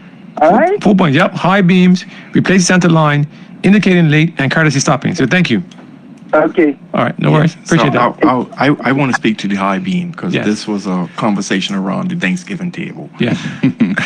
And I didn't know what he said about having your lights on auto, that they automatically dim. Yeah, some Yeah. of the new cars, if you have it on automatic, the car, if it finds it in a dark area, it automatically Turns yellow switches high it to beam. high beam and switches it off. But before you get into Thanksgiving, I don't know if you remember, Craig, over using that session. We recently traveled to the UK to a road safety conference in the UK, and this is actually an issue worldwide. The high beam? Not the high beams, but the LED lights on the Yes. cars. So it's not just an issue in Bermuda. And the workshop that we was in, they were saying that they were actually speaking to manufacturers on how they can change, the lighting, because it affects people worldwide. It's not just Bermuda.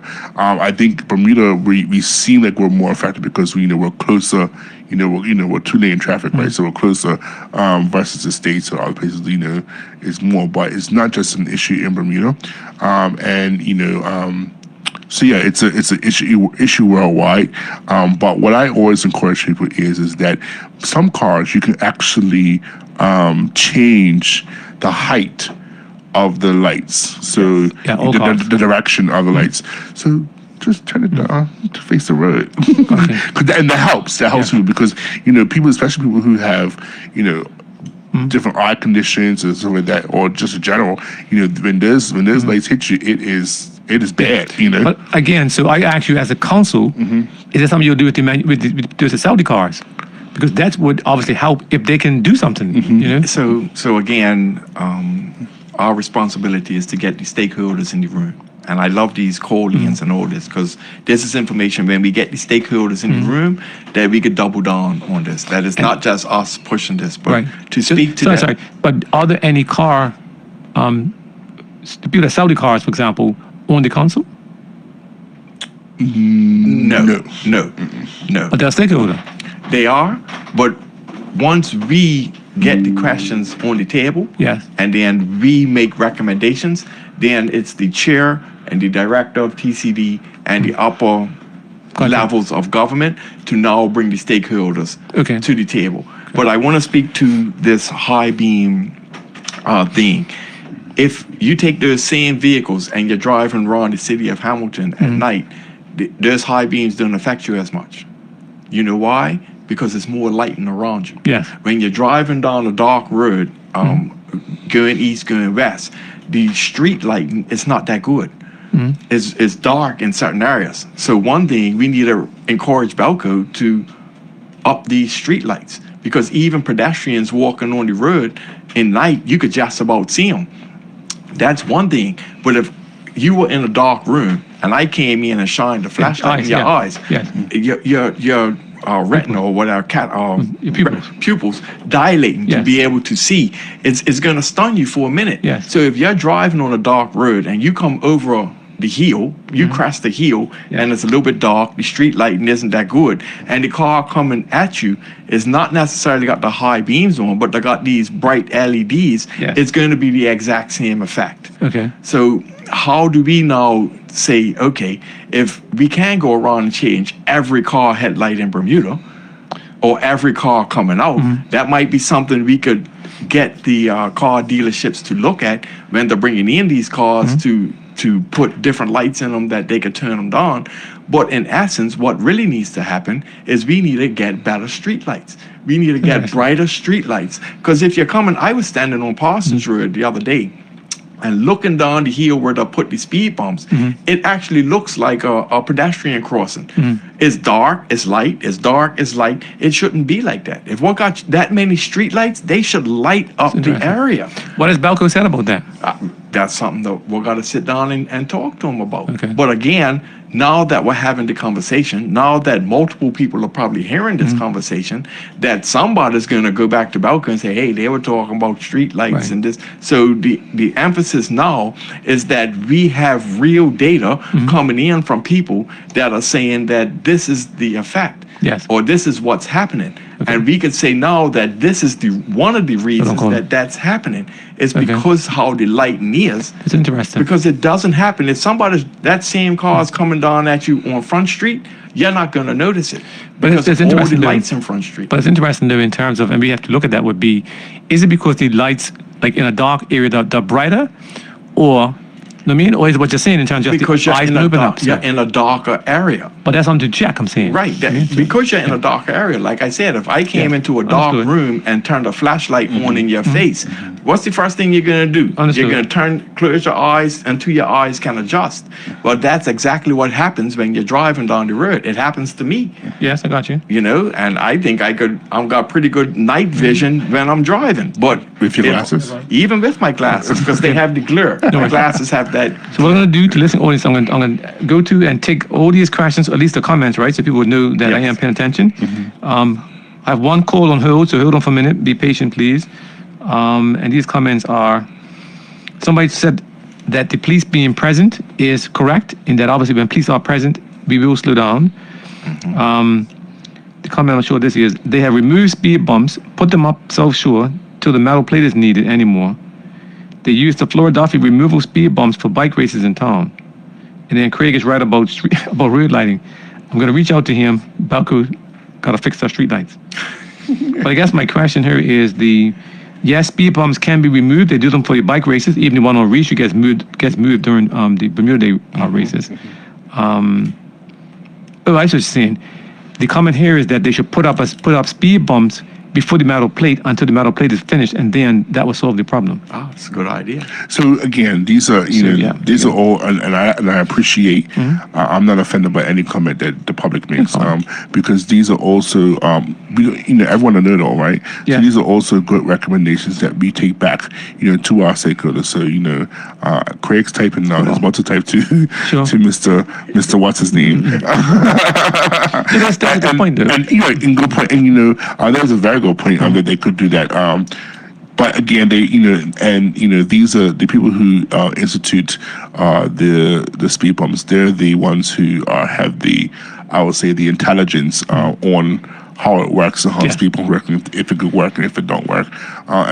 We always don't know the reason why they can't do, some technical reason why it can't be done. But you made a point, about speaking to the manufacturers and the car dealerships. Yes. That's one of the things that the council prior to itself is doing is when we see an issue, and if we can rectify, if we can get the people in the room to let them, that's what we do. We've done it many a times. We've done it with the the rental people, Yes. but rental, we've got them in the room The and said, look, electric bike. this is what's on the table.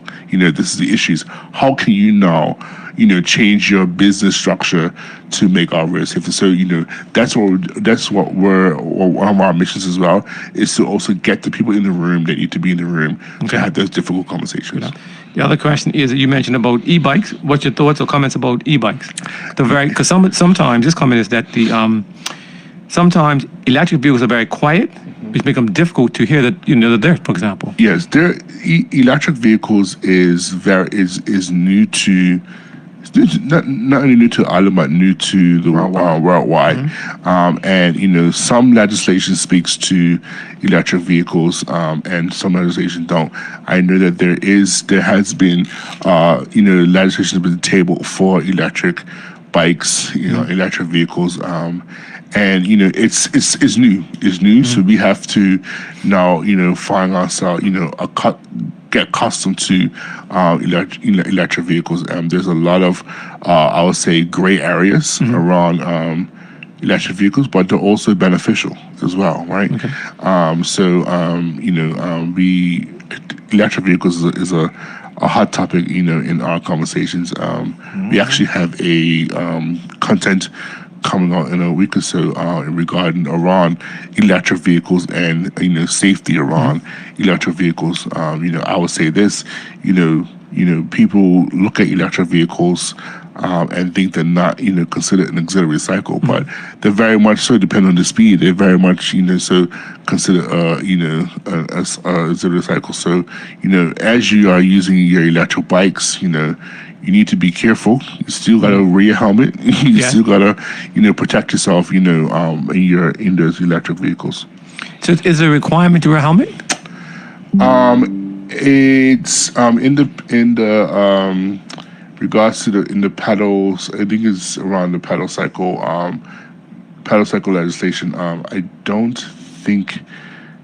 I don't want to speak out of turn in regards to the requirement. It's encouraged that you wear a helmet, and it's even people that that ride pedal bikes. We encourage them to wear helmets for the safety. Because right now, of course, there's the question that there are many electric bikes that go faster, like faster than your car, for example, right? But I'm not aware of there being a requirement for insurance, helmets, and even age restrictions. So that's one of the things that the minister and the director of TCD have been looking at, and it's actually tabled to go before the House in the legislation, and you'll be hearing about that very soon on the requirements, and that's a hot topic.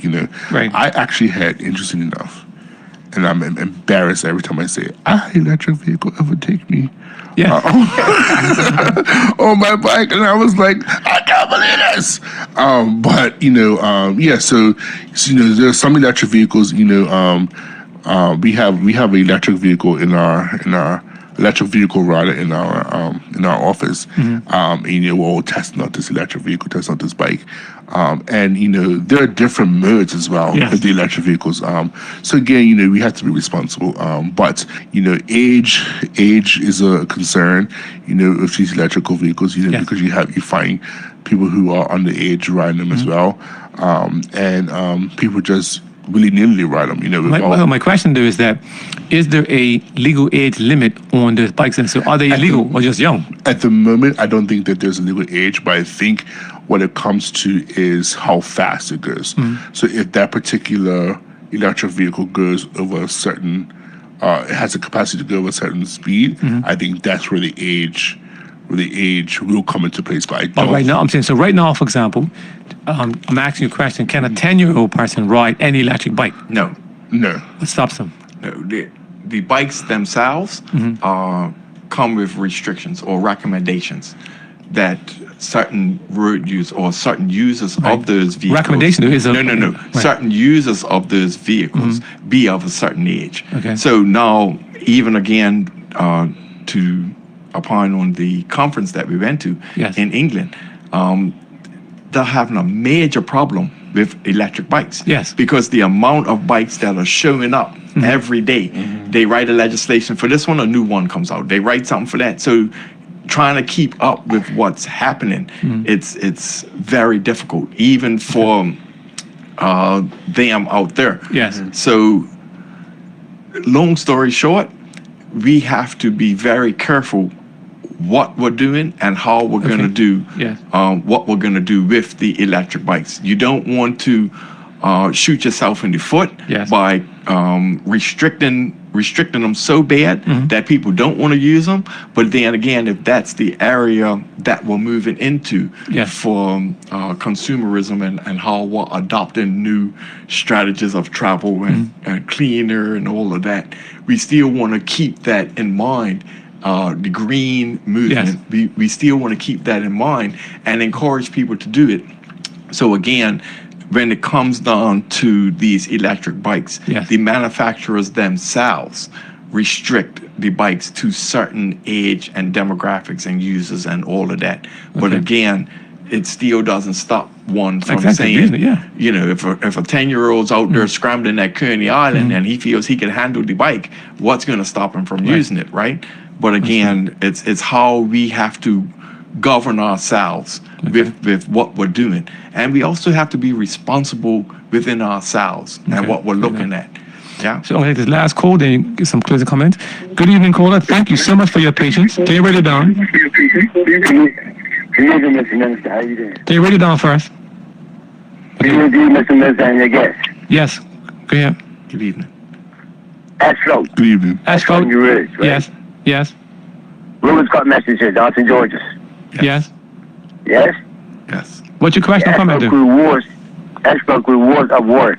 Remember? And then they took that machines, ran down St. George's.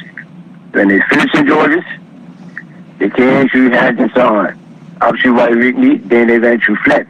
Now they're getting down Shelley Bay. When they finish Shelley Bay, they need to take that machinery back up to work. Go from T and Tatum up to Kent Gate. Because that road is the pits. Right.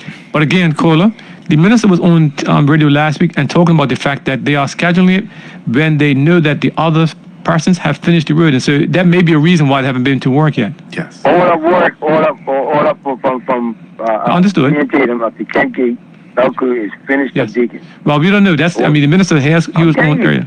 No, we don't know. Hey, I used to go to there. I used to work for government. So I know them guys. I watch them guys do all them hills. But we don't know, for example, if any of the telecoms are going to dig or whatever the case may be. They need to go from T and Tatum back to Kent Okay. Gate. All right, The caller. other side, getting torn from Kent Gate. Understood. All the way down T and Tatum is done. Okay. Thank you, caller. Thank you. Thank you. All right. Yeah, and I just want to, reiterate, yes, Belco might be done, but you brought up telecoms, Yeah.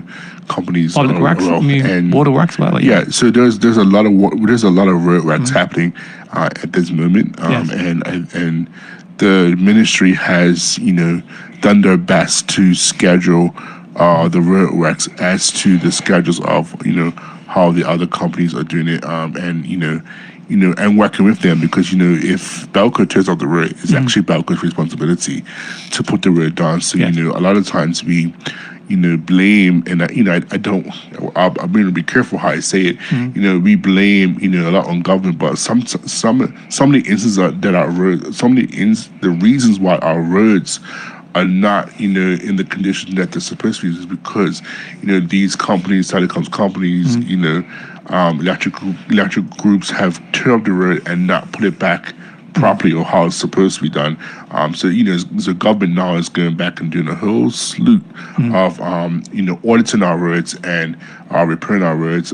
But they are doing their best to be on schedule with how the other companies are doing the pipes that they're laying down and different things that they're laying down on the roads. Gotcha.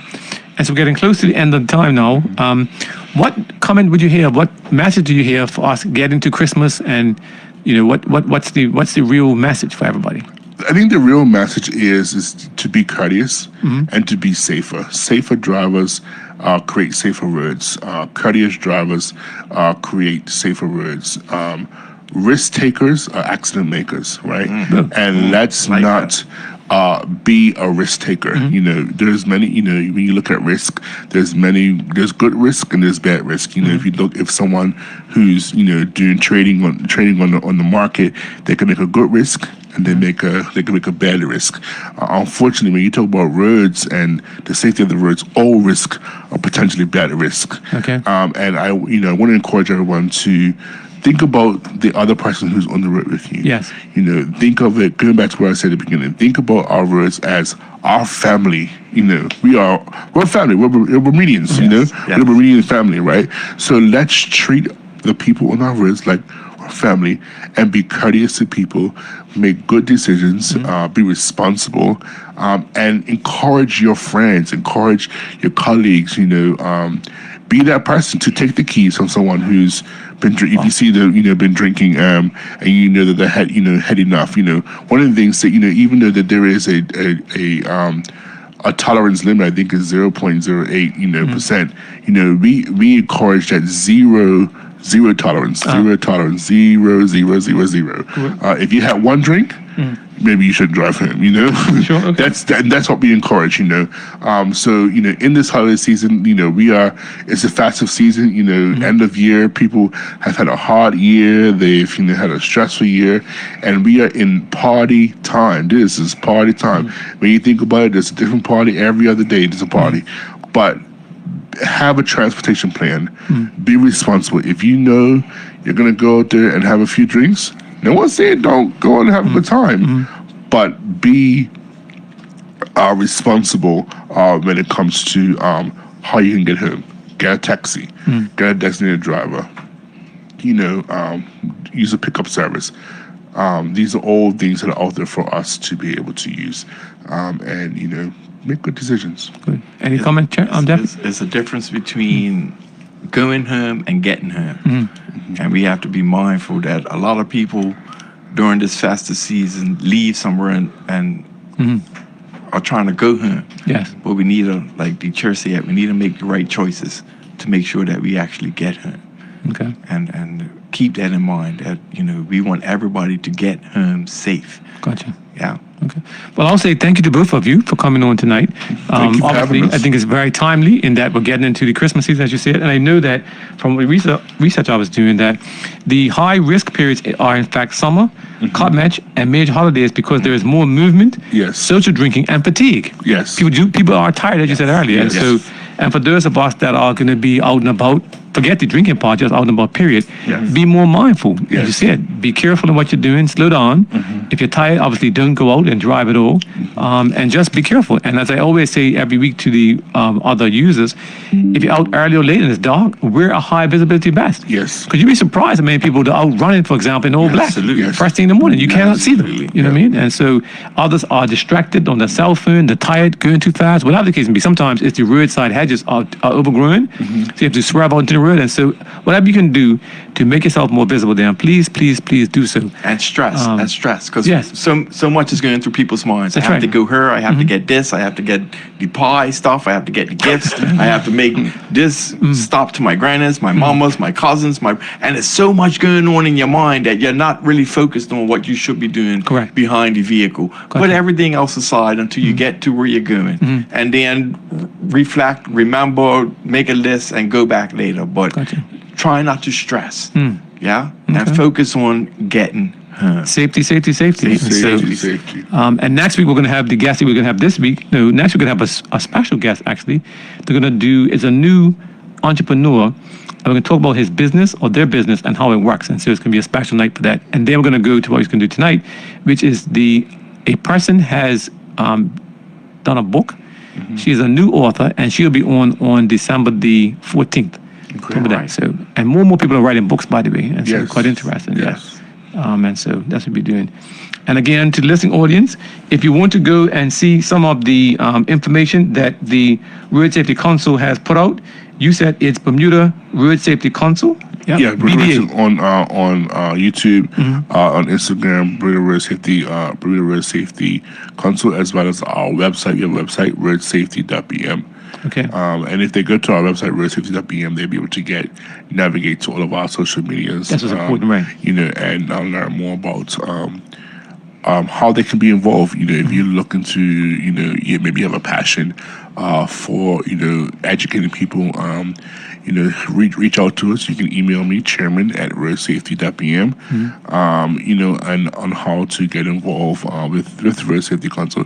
Again, a lot of it is volunteer work, there's a lot of community work, but it takes a community, to make change. It takes community to educate people, and our purpose is to educate our community, is to enlighten our community, and hopefully, be agents of change here in our community. Okay. Well, with that, the lights are still lit up, but we're not going to take any more calls because we are beyond the hour. And I'm going to say thank you to Bermuda for joining us here on Magic 102.7 on your Sunday evening for another edition of Insight. And Lord willing, we will talk to you next week. Thank you. Thank you.